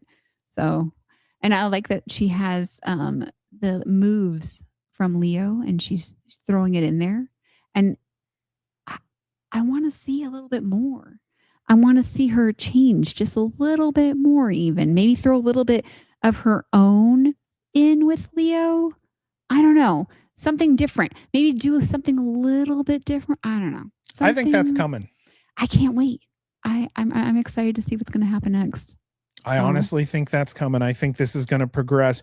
Now, I think maybe it's going to end up being like a homecoming match or something, maybe. Ooh. Okay. No. I don't know. I know, but I'm just saying that'd be kind of cool. Squid ink. Someone says squid ink. Could be squid ink. It's I always say the Roach. Your name's always. It's good to see you. It's really good to see you. You're a name that I don't see as often as I used to anymore. It's nice to see you over here.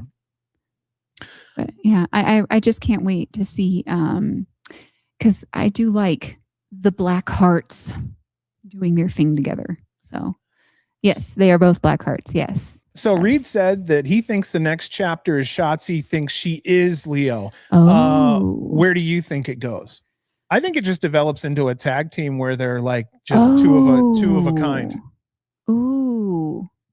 She had, so I want to give her credit. She has the depth to pull this off. Definitely. I wanted to say that too, but I think that, I mean, in the short run, I think her and Leo team up. They do something tag team related, possibly at Homecoming because they're both big names. Well, I mean, he did show up the third night, I want to say, right? The third night, right?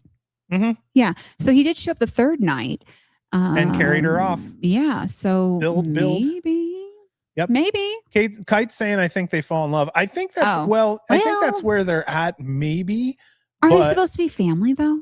No. I mean, no. Family? No. They love each other. They did a little heart thing in show 3. I know, but aren't they supposed to be like family?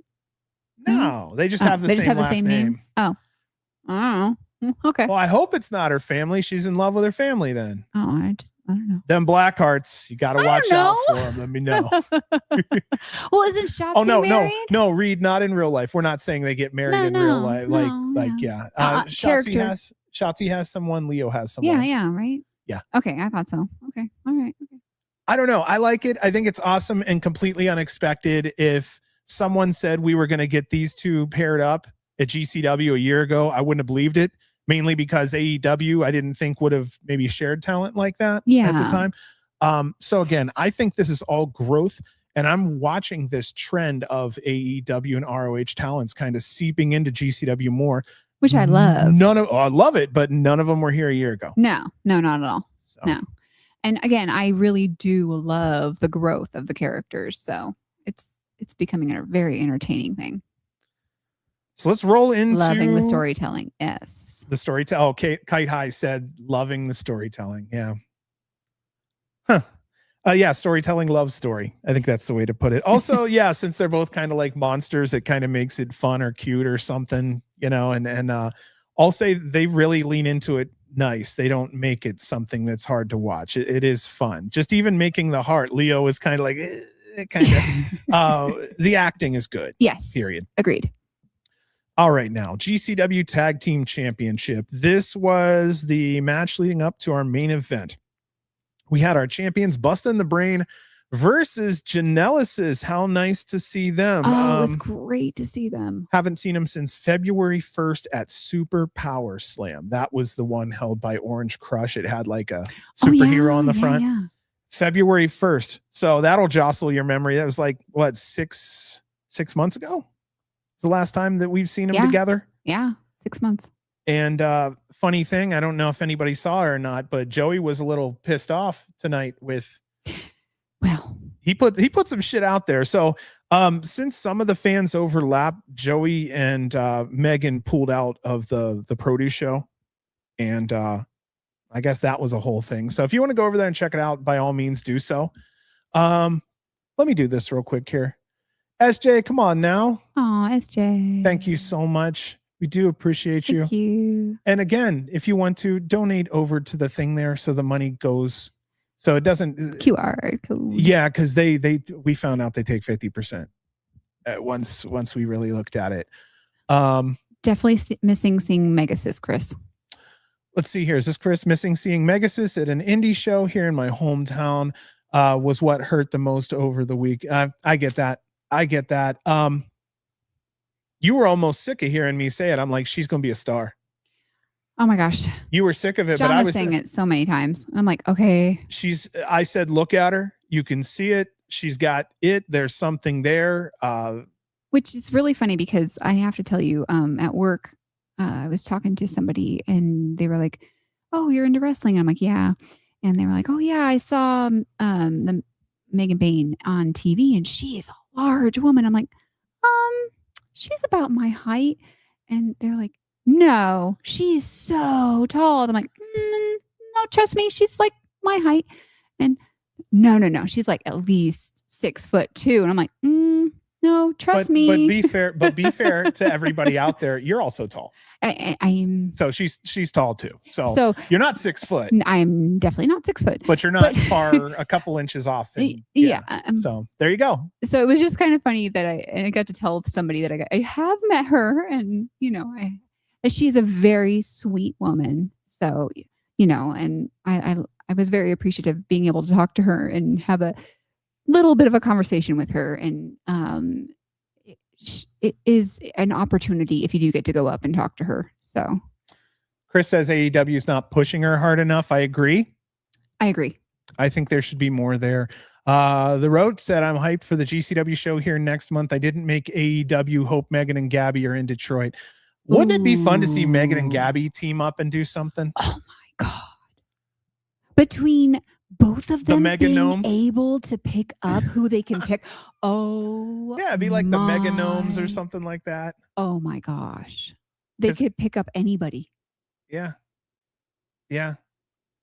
I didn't even think about that till now, but I could see those two powerhouses either meeting in the ring or working together. That would be amazing. So, yeah, that's a lot of the wrestlers. They're wearing lifts, give them an extra inch and a half, cheat it. We won't talk about that. SJ said they're working on, you do a ton of diamond paintings. We've actually been watching you do those. You're so awesome at those. I love diamond paintings. You had your own little thingy to place it and your own little like trays and yeah. Okay, so let's see what else we have here. Chris Vetter. Oh, good to see you, Chris. You said, I'm just joining in 85 minutes. I had so much fun attending the 2 Minneapolis show. You know what? Thank you so much for sending the articles and the write-ups out there, Chris. I love to read those when I can. You do a good job out there. I appreciate you for that. Chris, if anybody has a chance, check out Chris's page on Twitter. He likes to do full write-ups on the GCW shows. And again, he gives his own opinion, but he's damn good about giving all the happenings that go on within the show. So if you miss something, he's pretty good about making sure you can read real quick and catch that up. So I want to give him some love out there. SJ said, didn't they go against each other beyond unknown? I don't remember them going beyond. I bet you that would be a good place to do it, though. That would be amazing. Mm-hmm. Yeah, how about a power slam on Stackhouse between the two of them? I'm in. Okay. Now, I remember that Mega Bane went and picked up Juicy Fatale. Remember? Yeah, Megan kind of, you know what I mean? But Megan got him up long enough to say, I got him up and then put him down. So, yeah. I don't know. We'll see what happens there. Reed said they did 3 months ago. So, okay. So, once again, chat, you guys fucking rock, guys. So, in this match here, Bustah and Brain and Janelasus, there was a spot where Alec and Janela had like a great little mini singles match that was tucked into this tag match, and it was so damn good. I would actually like to see them maybe run that back again. It hasn't been long, but it would be nice to see. Megan with several feats of strength that has put her on my map since I first saw her. She has extra gears that come out in the second half of the match, and a lot of wrestlers lose gas. And when you see some that have enough in their tank that they can still pull out first half moves in the second half of the match, that's the stuff I find impressive. When you have someone who's 200 plus pounds and, 11 minutes in of sweating and going through the whole thing and still able to hoist them up on their head and boom, over. And then with this match, Megan had both Alec and Jordan on her back at one time and threw them. Oh yeah. Not even then. She did it at least 2 or 3 times. Mm-hmm. And then there was a spot where I think she got slapped or hit in the chest. I can't remember which. And it just like energized her. It got her going it reset her battery. It reset her all over again. I was like, you go, girl. Mm-hmm. Yeah, fans were really heavily invested. We had this awesome chance here. So I'm going to throw it back to you. Busting the Brain won this, but I want to kind of ask your thoughts on Megan Bane. She's amazing. She's always amazing. Like I cannot remember a time where I didn't think she was amazing.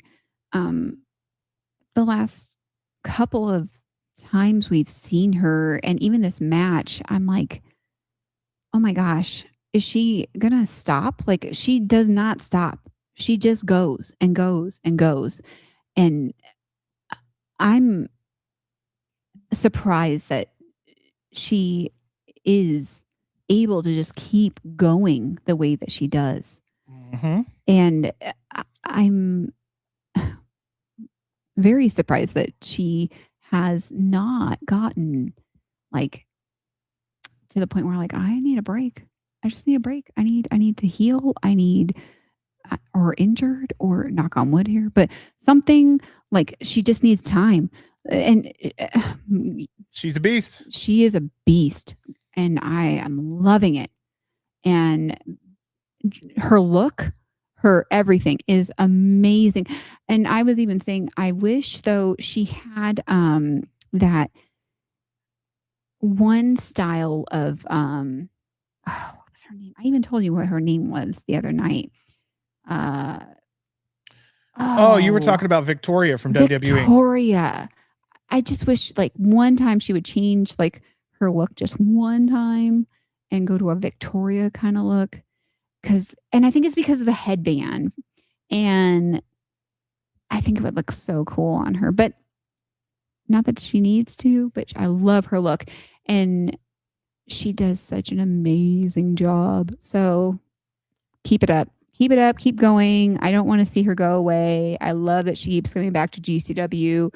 I love her with Joey Janelasus. How is Janelasus?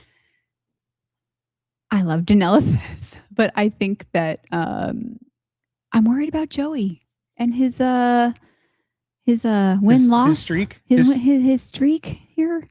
What's going on there? What's going on, Joey? What's happening? I think he's close to 20 losses straight. No. Yes. It's just going to be 20 losses straight right now. No. Yeah. Capadon says it's Megan Bain appreciation. Yes. I've listened to too much Cornette. I'm so sorry, guys. But yeah, she's doing amazing. She's doing amazing. And I want to see her stay around for a while. I like it. I like Megan Bain. Bustah and the Brain are at 297 days with 23 title defenses in this recent run. Now, I remember we were worried they were done months ago after the AEW ROH signing. Yeah. And here they are still today. I'm so happy we still have them because they're giving us a higher quality match rate, I guess. They can't go. But if they're happy and successful, you know what I mean? I know. It's just like our kids going to college. No. No. So if anyone wants the story of the night that MJF came to the ring and offered Bustah and Brain their AEW contracts, you can listen to the Flying Ryan interview that we had last week. He was in the car and was there that night and drove on the car ride back. So he actually talks about on the way to the show, knowing nothing, having the match, knowing nothing. It happened after that. They're going crazy. He said the car ride, everybody's smiling ear to ear. They're turning the music up. They're having a great time. Definitely listen to that story if you have a chance from last week, because man, he was smiling ear to ear just telling that story. You're a Flying Ryan fan too, right? Oh, I love Flying Ryan.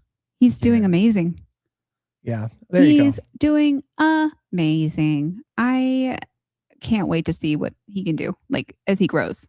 He's growing and showing it, and just like watching Price and Oliver and just all of these young talent grow the last couple of years. I can't wait to see him grow also. Mathers. Oh my gosh. Well, we've seen so many of them grow. Mathers, I feel like now at the GCW level, he's not matured, but he has definitely matured from where he was when he first got here. And his matches now are quality matches. Oh gosh, yeah. He doesn't have a bad match. And no. I wouldn't say he had bad matches 2 years ago, but the quality level has went up so much higher since then. He's another one where if I see his name on the card, I'm like, okay, that match is going to be good. Definitely. Guaranteed. Mm-hmm. Okay, so on to our main event. We had the GCW World Championship. Our champion Atticus Cogar goes up against Devon Monroe, almost 20 minutes long here. There was huge support for Devon. He's agile, quick. They're agile and quick. This was their 20th appearance at GCW. I had no idea that Devon was here that many times, But I also forgot to count Effie's big gay brunch. Oh, okay. Devon was like the person on those shows. I Like, forgot that he was there because I knew I saw him somewhere, but I was like, where did I forgot. That's where I actually fell in love with their work. There's been quite a few people I've actually fallen in love because Effie brought in talent I'd never seen before. Yeah. And Devon was one of them for sure. Definitely. So there was a spot here where there was a door propped up in the corner. It was wild. I actually thought someone hit their head on the chair. Oh. It's another story. That was the one where it was like a flip. Oh. And both of us were like, oh shit. Yeah, that was not pretty. That was not pretty. The QR code goes off mid-match. Atticus looked confused for a moment. Devon took a beating, even having his own hold, the camel clutch, used against him. But our winner here and still GCW World Champion, Atticus Cogar. Atticus announces an open challenge at Homecoming. He started to mention Gacy, and the WWE marks went nuts. It was kind of because they're like, ooh, I can't believe you said Gacy. I was wondering what he said. I couldn't understand him for a second. I was like, what did he say? He's part of the Wyatt crew. I was like, what? Yeah, so he's a big deal, especially to the outside fans, the TV fans. They're like, oh my gosh. Monomoth, I'll just go ahead and say that right there out loud. Monomoth was another one that without Effie's big gay brunch, I would not have known. Look who's in here. How you doing tonight, dude? What's up? We got some people showing up tonight. I love it, man. But yeah, Frank the clown comes out. Because he does. He wants a match. He gets erased. The TV screen goes black. Joseph Sawyer hits Atticus with his finisher, and Atticus is out. He holds the bell high. Emil says, Joseph Sawyer is in GCW. We go to black, and that was the end of the show. So we have Atticus Cogar versus Joseph Sawyer at Homecoming for GCW's World Championship. Do you see a new champion?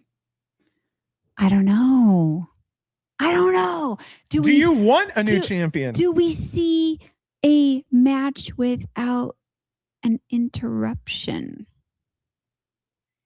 That's part of the question, I think. I don't want a new champion yet. I don't either. I really, really like Atticus where he is because he brings so much story. And I'm telling you, I love his videos. I love the creativity. And I wanted this new GCW that he's been promising. I wanted the new era that he's been saying that he's going to be bringing. And I'm like, where's this new? I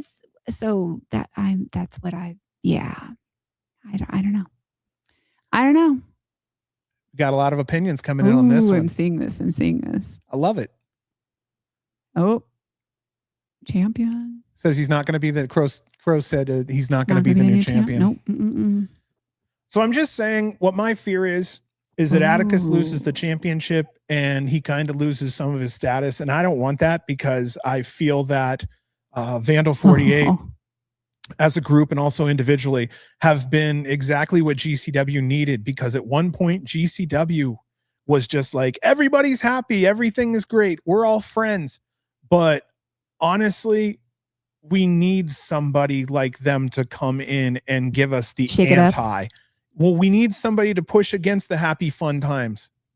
Yeah. It can't be friends all the time. No. And I agree, because just like we had Effie and Allie and we had Sheik and, we had the group. We had that happy group. We need the opposite. We needed that. We really, really did. And now that we have Vandal 48, I do like that they're mixing it up and trying to bring that new GCW era. I just want that GCW law and order brought around. I don't know how else to put that. So it'll be exciting since they have had the belts to see it brought about. I don't know.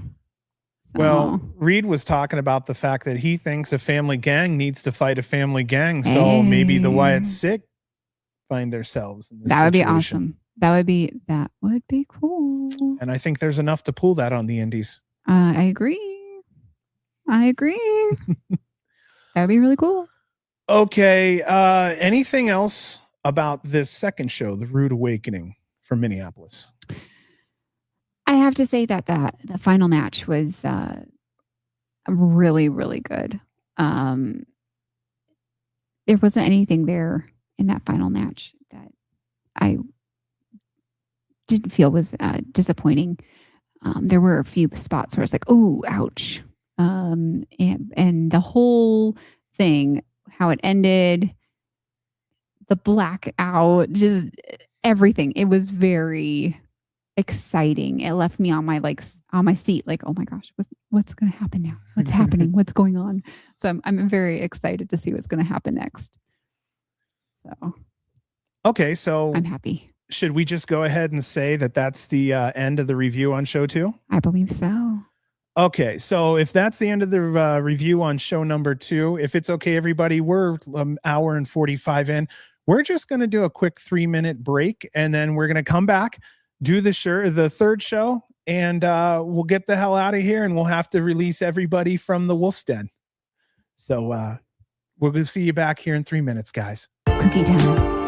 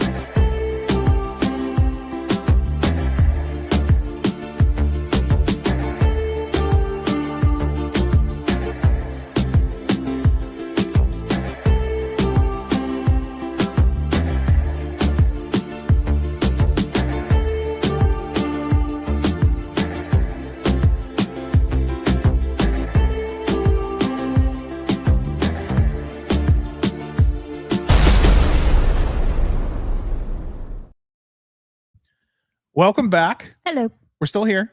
I guess so. She doing okay? No. Am I doing okay? Hey, no kidding. I don't know if there's been another couple really to ever do it, but this is kind of fun. Maybe. I don't know. But it's really cool. You feel like you're having an awkward living room moment at the house with us. So hopefully you're enjoying this. Yeah. Thank you for tuning in, guys. This is really fun here. It is. You ready to roll into our third match of the night? Let's do it. All right, let's do it here. This is GCW versus First. This is from First Avenue Arena in Minneapolis, Minnesota. I'm going to say this out front. Let me, hold on. Let's just stop. Thank you, Rick. Thank you, sir. I appreciate it. Chris, thank you also. Thank you. Honestly, she hasn't done this in a long time and she's like kind of nervous. And I'm like, you know what? Just chill, have fun. It's just us. People are cool with that. It's not, some wild WWE show with like 1 million people. It's just family and friends here. I'm trying. So I'll get back to what I was going to say here. First and the First fans did that First versus GCW rivalry the right way. I'm not going to lie here. The fans were awesome. I think they made the show better. Honestly, they were very proud of their company. I really wish more cities embrace the rivalry like this. But great job, First, and all involved. It's an ode to brand awareness. And I think that's something that's really fantastic. So I just want to tell people that I hope we end up doing it again. I really do.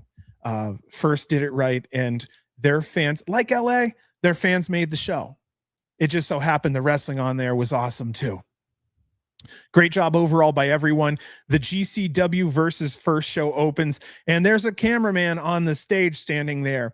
At one point, he's checking the time on his watch during the opening. Get behind the damn curtain if you want to take pictures during the opening shots. I'll just go ahead and say that right now. It was funny to see the crowd, Emma welcoming us to the show, and one guy back there with his camera just standing around. Get behind the shoot it from there, because it just looks like a guy who's kind of lost. And then at one point he's like checking his watch. Yeah, I'm like, oh no, this is not good. It was not time to do that, but that's okay. It's all good. He'll never do it again, probably. Great job by everyone. Let's see here. Beautiful venue. I really like the venue. I know we kind of talked about that earlier, but yeah, Omaha was good, but I like Minnesota's also. Just that black kind of, blank canvas is the best way to put it. Which I do as, not that I'm a big photographer, but someone who does take pictures, I do like the black canvas because it is something that you have just a blank screen. So I do like that. I do appreciate it. Let's go into our first match here. 11 minutes and 11 seconds, 11-11. We have Marcus Mathers versus Devon Monroe. It's funny, Monroe closed that show on the first night. Oh yeah, and then he started the next one. And then opened on the second night. And he got an amazing response from fans. Now, you weren't initially sold on Devon Monroe. You say what some people do say, like, he's skinny. He's very tiny. But he's so fast. You watch them wrestle and you're like, oh, wait a minute. Okay. I really appreciate him versus Marcus Mathers. I didn't appreciate it as much versus Atticus. Again, because Atticus is so deathmatch and Marcus is not. So I think seeing him versus Marcus made a big difference for me. Yeah. And I really did appreciate it since they're both fast. And I really did like that match more than him versus Atticus. That's because I think Monroe was more capable to wrestle. Yes. With, and versus Atticus. I think I felt it was almost like Atticus versus, was it Hayabusa at it? Where we didn't get real Hayabusa and we didn't get real Atticus. Yeah, that's what it felt like to me when it was Monroe versus Atticus the night before. Whereas this match, it felt like an actual match, Mathers versus Monroe. So I felt like I actually got to see him perform.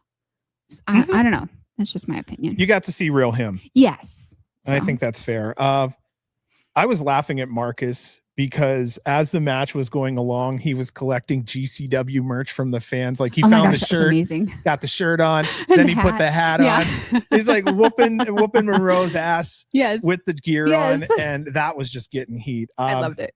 quality wrestling match. I think it may have been the best of the night or even the weekend possibly. And I wrote that when it happened. So I'd have to kind of look through the notes to see if someone else really tore it up. But yeah, there was a Bust and Brain match that I know they really tore it up. Yeah. But yeah, this match here was fantastic. Devon had a wicked face plant towards the end of this match. Oh my god. That's the one where both of us were like, ooh, Did immediately. he break his nose? No, I doubt anything really happened. Okay. You know, Monroe's tough, but it looked like they were trying to hit them flat belly down, and Devon decided to start rolling up like they were going to roll under. Yeah. And ugh. It did not look pretty. I'll put it that way. No. But the rest of the match looked damn good. It was good. I'll put it that way right there. It was good. So yeah, Devon Monroe pulls out the win 11-11. Let's go on to match number 2. One called Manders versus Brandon Gore. No shit, this guy came out in a tinfoil hat. This match, I loved every moment with the hats between Manders, Gore, and the ref. Yeah. Oh my gosh. If you haven't seen the hats being passed around and then being put on the ref, you have to at least watch that part, because the ref's face when the hats get put on. Oh my, just watch that. Please just watch it. It was good. So I like the fact that I think it was maybe Mose that said Manders looked like a Hershey's Kiss when he had the one on his head. Also, you were mentioning the ref. He ended up wearing both hats on his head, and his facial expression were just amazing. Amazing. Did he get the tinfoil hat thing from the movie Signs? No, that's just a general, like people who believe in different conspiracy theories. So the old conspiracy theory is that if you put that on your head, it blocks certain signals from going through into your, I just thought maybe he was a good Signs. No. They all kind of, Okay, never mind. Rhodes said, I love a good hat bit. All right, here. The announcer said Brandon has been living at GCW headquarters and they didn't know it the whole time. That was freaking fantastic. We have, oh man, this made me feel good. We have a new Game Changer World Replay graphic. It looked good. Thank you to Brett. I feel like that was my 4-year anniversary present. So hopefully it wasn't just for GCW versus First. I'd like to see that. That's all you got. Haha. I know, right? Yeah, happy anniversary, buddy. It's only an anniversary for one day, though. So I didn't think we were going to get to see Manders for a while. He was over in Europe for so long, and then he was gone. And I didn't realize how much I missed him until these last couple months. It's just been quality match. I really do feel like there's been less shitty matches at GCW overall in the last year also. I've really missed Manders. He just brings something that you don't get. And I don't know if it's, number one, his personality. Number 2, it's his size. Number 3, it's his wrestling technique. And you put it all together and you get this great just ball of everything. And I don't know. I never thought that all those things really made such a difference until it's gone. And then once you get it back, you're like, oh yeah, that's what we were missing. That's what we were missing. Mm-hmm. Oh, and the chops. Oh my gosh. I'll put that up, SJ. Oh my gosh, SJ. I was saying there was the point where he was doing those chops on Gore, and I said, oh my gosh, look at his his chest. Oh my god, I love it. It's so red. It's so red. Yeah, yeah. I'm gonna side with Chris here. I thought for sure he'd beat Atticus in Iowa. That story, that build, Brett gave it such a build that I thought this is where it's going down. Agreed. Yeah. So agreed. SJ said, so red. And Roach, Manders rules. I'm with you. Love me does. some Manders. He does. Front to back. Just one of my kind of guys. One I'd sit called around a fire with Manders. him anytime. Hell yeah. Hell yeah. Kind of different here. Brandon Gore hit an avalanche belly to belly suplex. I don't know how often you guys see one, but I don't see one very often. Thought it was pretty cool. That was really cool. Our winner in this one called Manders. This was 2 seconds shy of 10 minutes. Anything about this one that you wanted to mention, or is this pretty much? I think we mentioned all the good things. Okay. On to match number 3. This was for the first grand title. The champion over there, Allie Katch, is going up against the GCW challenger, Shotzi Blackheart. The bell rings. Shotzi spent some time putting up Leo's portrait. I was thinking, to save time, she could have put it up during Allie's entrance. And because in a more competitive match, Allie would have attacked her while her back was turned. But do you think maybe she did it on purpose to put, a highlight on the fact that she was putting it up so that it was seen, so that Allie had her minute to come out and, highlight the fact that she was putting it up? It's their canvas. You know what I mean? Everything they do is on purpose. Of course. That's what I'm saying. I bet you she was doing it. Oh, yeah. Yeah. I just look at it as another way to do it so that we don't stand there for 45 seconds while she tapes a picture to a turnbuckle. I know, but there's always a reason. And I'm sure the reason was so that Allie could have her moment and then she could take that time to do that. So Reed said the wild chops from Gary J and Manders. Yeah, that should happen again. That's another match. I just want to see the chop fest. Fuck the rest.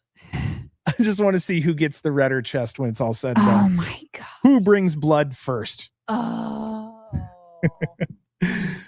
When Shotzi had Allie on the ground and forced her to stare at Leo's picture and was like opening her mouth and told her to smile at Leo. And again, it showed the picture, then it showed Allie smiling. That's a great idea. And also, I think it's a great learning tool to have cameras and production learning how to focus on other elements because I see where that could be of benefit down the road.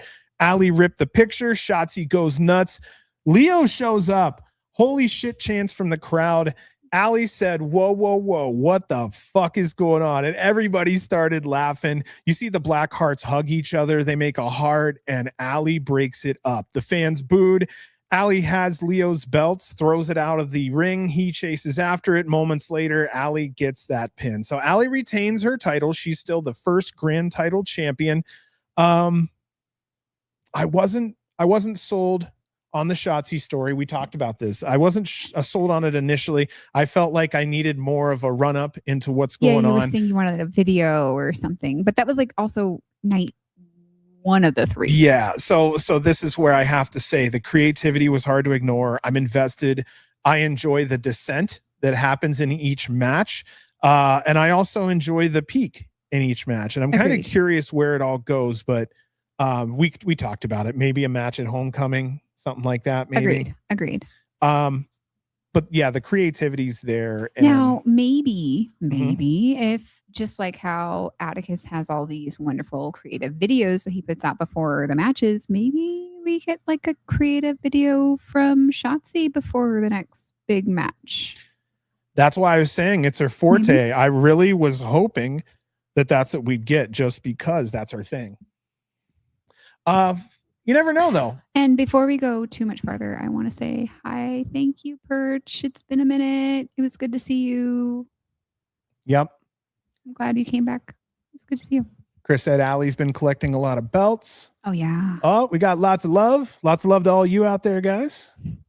All right, here. Was there anything else about this match you wanted to talk about? That match was insane.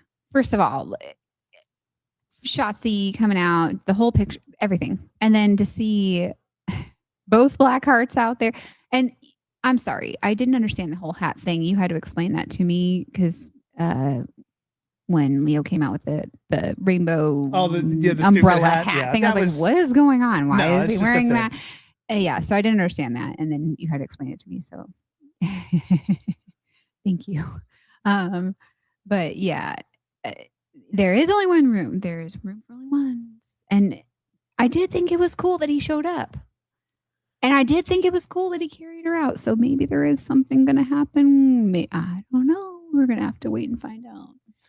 I know that his big match potential is there. So for me, just having him here lets me know that there's a chance we get to see him in a full-blown match. And he's fucking awesome. So I'll take amazing. He is amazing. Yeah. Fast little fucker is what he is, really. He is one of a kind. I'll put it that way. Yeah. So on to our next match here. This was for the GCW Tag Team Championship. We had Bustah and the Brain versus the group None More Violent. Now, I'm still getting used to the new AEW theme for Bustah and the Brain. Same as before. I just still couldn't hear it on match 3 that well. Probably going to have to watch ROH or AEW to maybe listen to it to hear what it is. Or I think so, yeah. Or just fingers crossed the next show, boom, we get to hear it better. There were big chants of None More Violent, and I see why they have fans. Extremely entertaining. They were characters that evoke joy, emotion. They had a solid in-ring ability. Jordan caught a neck breaker too close to the ropes. Okay, so we'll talk right there. Alec was in midair. I don't know who had him there. And there was about to be a neck breaker that legitimately was not going to end well for Alec. It probably would have injured him. I don't know if I'd ever seen this before.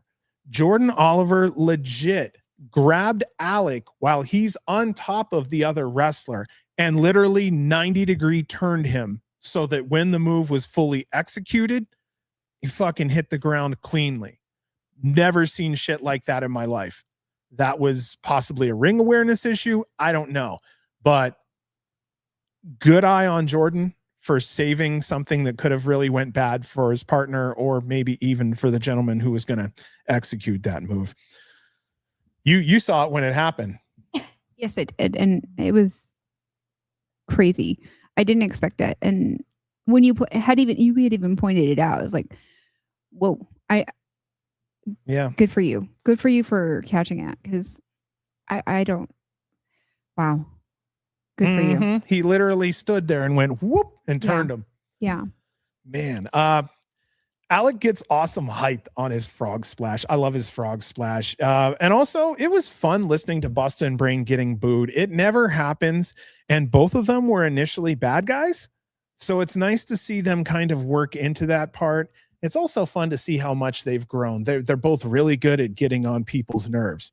So it was fun to see them stretch that muscle out since it's so rare. I also like trying to see them try to like get the crowd on their side because they do try, but it's hard.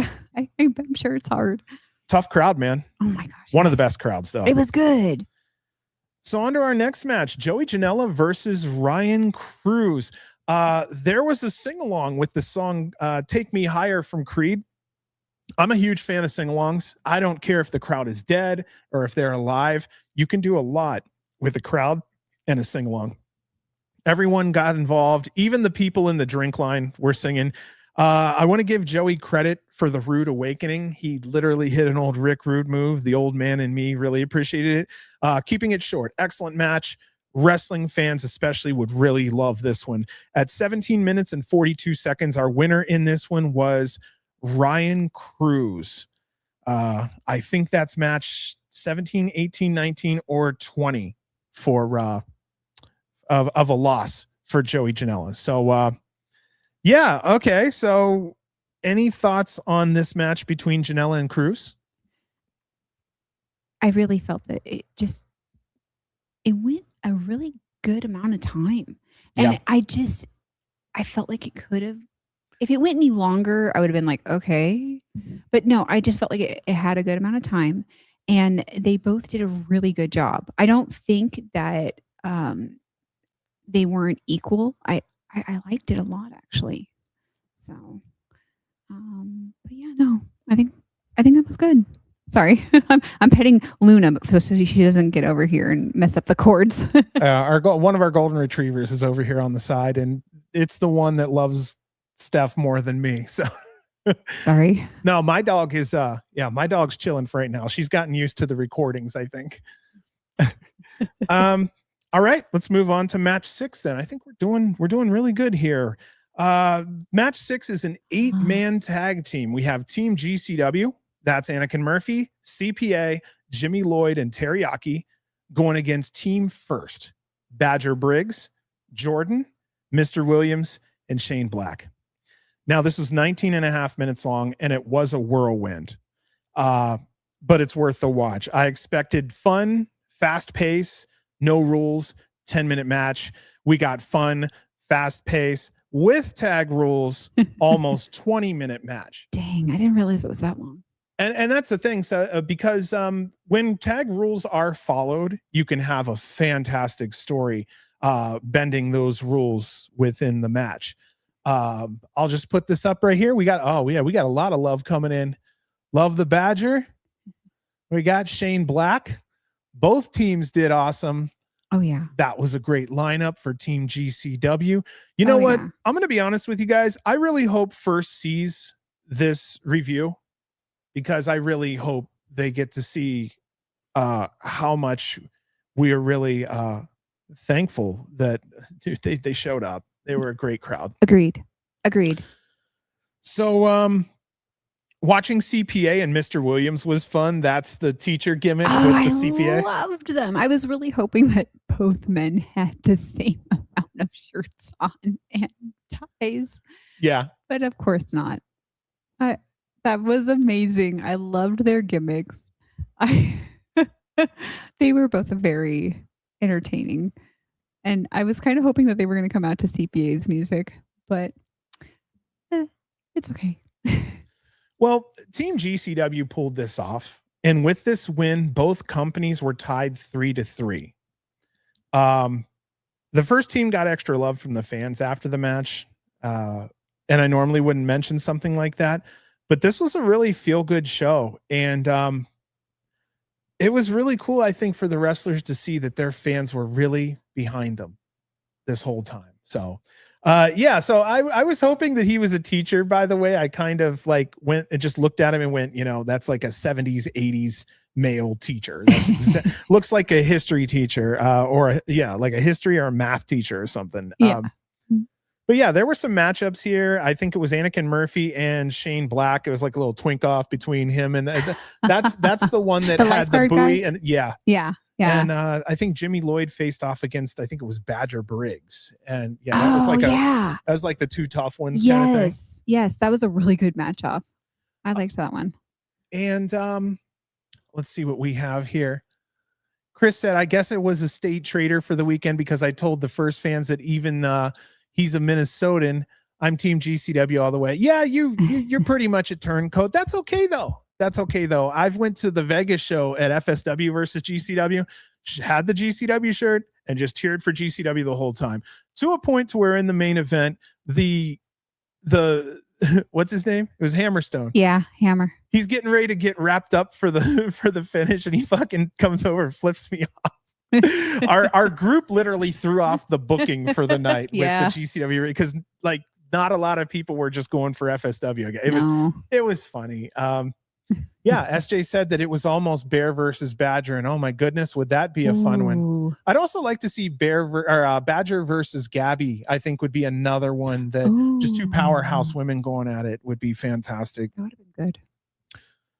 On to I will call this a two-part main event because we start with one match and then roll into our second match. So match 7 here we have for the GCW World Championship, Atticus Cogar versus Arik Cannon. Now, they only wrestled for about 5 minutes and it fell into the next match. But I will say this, Atticus always comes out in the best gear. He brings an aura with him and the feeling of the room changes instantly when his entrant music hits. And his persona, it should do that.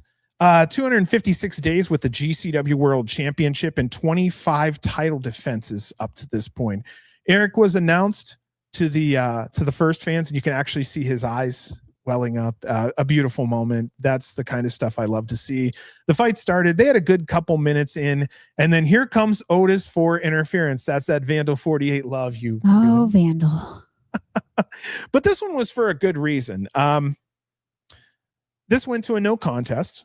Emil said that GCW runs this shit. Look at me. I am the captain, was what he was saying. Vipress comes out for the save on Arik. We now have a 2v2 tussle. There's fighting, and in the background, you can see chairs are flying into the ring. This ends up being turned into a GCW and First team versus Vandal 48. So basically, GCW and First said, fuck this. We need to take Vandal out. So we're all in this together against this evil force in the end. And that rolls us into our main event. This was a tag team match. We had the team of Arik Cannon and Vipress versus Vandal 48. So in total, this ended up being about a 12-minute match if you put both matches together. But this portion of the match was only 7 minutes long. But it's an incredible hardcore brawl. It was good.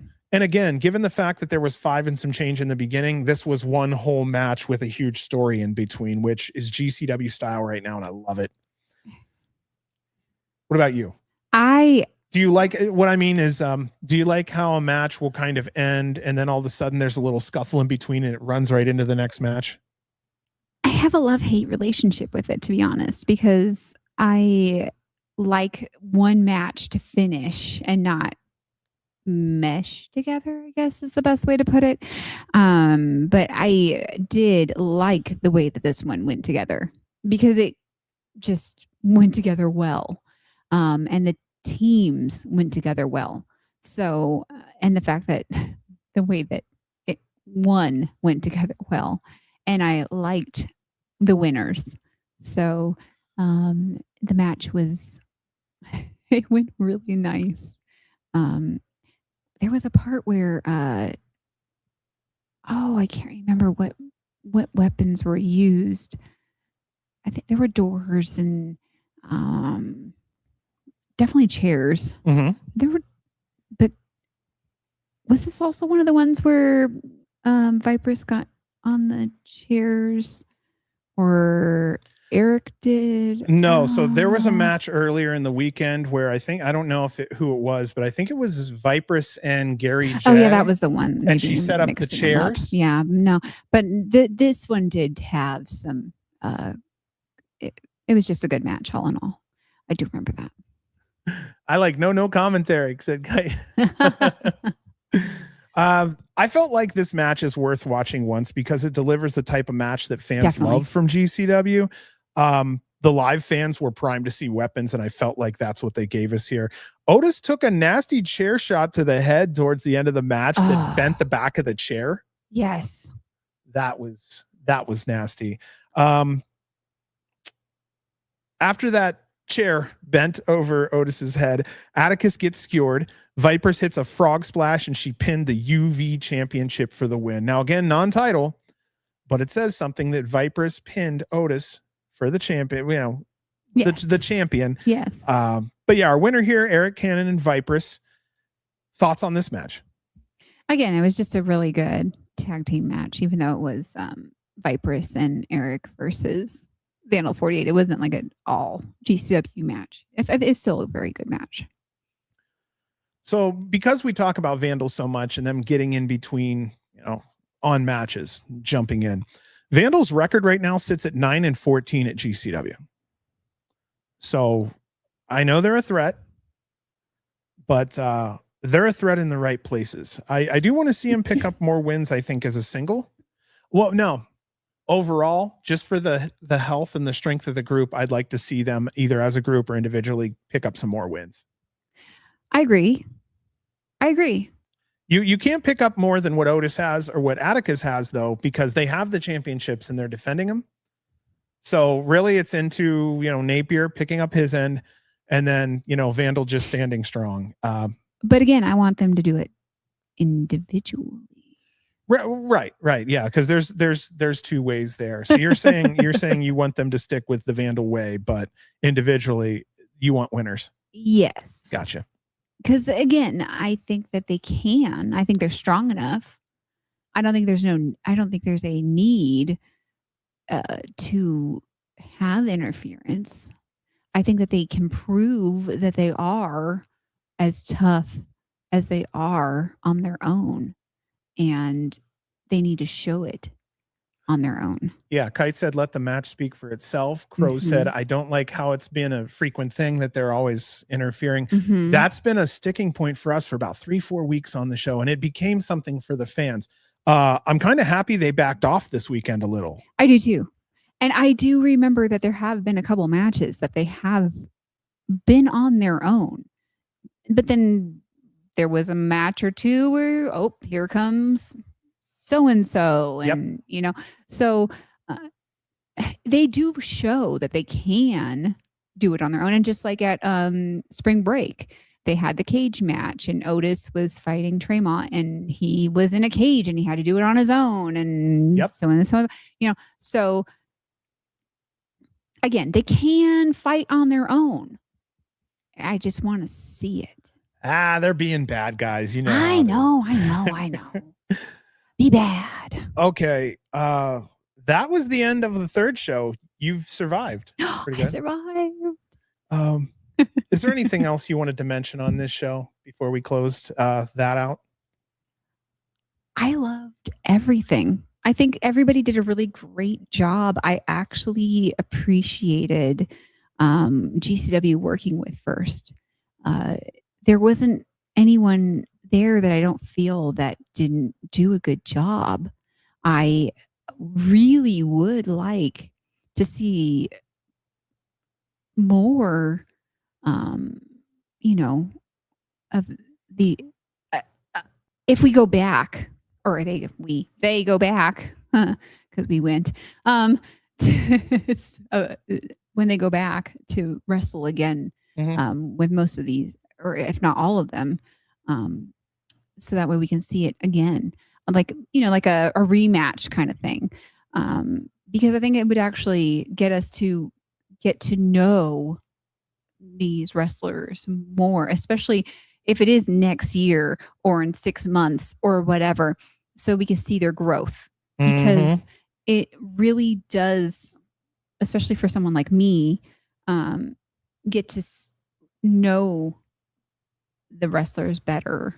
And for me, I like to take the pictures of the wrestlers, and I get to really pay attention to them behind the camera.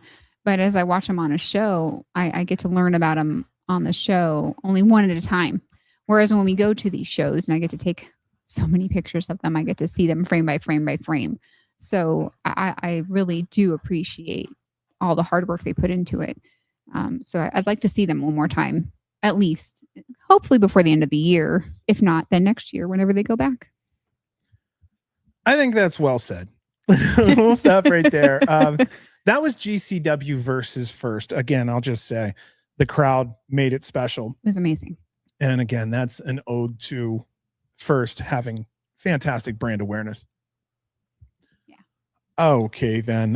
Let's go to our upcoming show. Tomorrow, again, we have, oh my gosh, we have Gary J. I almost went blank for a second. It's just late. We have Gary J. tomorrow, 8 o'clock Eastern, 5 o'clock Pacific. Just, if you have a chance, slip in there with us.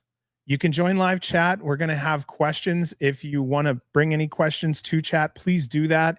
We'll do what we can to get them answered for you. It's going to be a good show tomorrow. And I asked Gary what match he wanted to watch. I believe he said him and Janela. I'm going to double check. So I believe that's our watch along tomorrow. Don't quote me just yet, but we will have that in play. Now, Thursday, 2 days from now, August 6th, this will be GCW's 20 years of the bad boy from the House of Independence in Asbury Park, New Jersey. So far, we have Slade versus Crowbar. I don't know what to expect, but Slade's been on a fantastic job here. Chris Stratlander versus Marcus Mathers. We already know that's going to be fantastic. I can't remember the last time we've seen Chris Statlander in GCW. I'd have to look that up, but it may have been years. It's been a while. Yeah. Bear Bronson versus Marco Stunt. I think that could get very interesting. I feel bad for Marco already. Oh gosh. Is it gonna be That's my evil match? laugh. I already know it's going to happen. Is it going to be a death match? Ooh, that would be fun. I haven't heard anything yet, but if it is, well, you know what? Bear Bronson's in it. Chances are it will be at least a hardcore. Oh, no. And there's a 95% chance they will fight around the venue. So that'll be kind of cool too. ECW style, baby. Hell yeah. Nick Gage versus Rhett Titus. I think that will be interesting. I don't know what to expect there. Both are two grizzled, tough guys. Who knows? That should be good. And then set to appear as of right now, Megan Bain and Nick Wayne. I think that we don't know about the where their matchup is just yet. I'm pretty sure. So that's what we have. Again, we have the interview tomorrow, 8 to 5. We have Joey's show on Thursday. That's going to be what we will be talking about next week. And yeah, tomorrow after Gary J, I will go ahead and let everyone know who we're going to have next week. But him and Gary J may be very closely. They work together a lot. It's almost like future and past when you see them together. But that's a hell of a guess for all of you if you'd like to. That's a hell of a clue. Sorry if any of you'd like to guess. But anything else before you and I get out of here for the night? Thank you.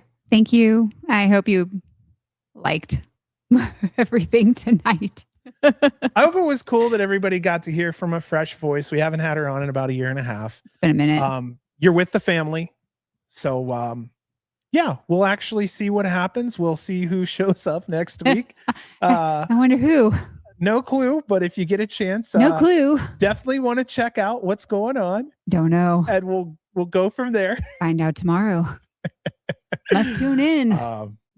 Oh yeah, Casa said, I'm not gonna lie, it's weird seeing Steph on a stream. Yeah, right? Usually I'm behind the camera. Sorry, guys. But yeah, this was one of those nights where Joe was busy and we were able to do some things. So yeah, this is how we did it. So I'm hoping everybody kind of enjoyed it. You were basically in the Wolf's Den for a night, aka our living room out here in Vegas. Friends and family, I really do appreciate all you guys. Steph was nervous. I was nervous for her. We didn't know how any of this was going to go. We didn't know if the dogs were going to come by and knock all the wires out. Thank you, Chris. I felt like we had a good evening together, I tried. Thank you. All right. Well, I don't know. Maybe we'll have to do her full time sometime. We'll have to see how, how feedback is. If people prefer to have her on, we'll get her on off and on here and see how it goes. Not against it. All right. We'll see what happens. Please like, subscribe, and hit that bell if you haven't already. Thanks again for those who donated. You can find me over at GC World Podcast. Where can they find you, Turtle? Turtle STP. There you go. All right. Well, let me get these up here real quick. Let's get some love before we get the hell out of here. There's some love there. Clown, great show. Hopefully we carried you through, Clown. We didn't get through that last 1.5 hours of work for you. Thank you so much, Chris. I love the love coming in. Kite, thank you so much. Crow, as always, we appreciate you. Crow was telling us long live GCW. They were trying to close this out early. I saw that. Yeah. So they're going to have to run this back Jey Uso style. Very cool.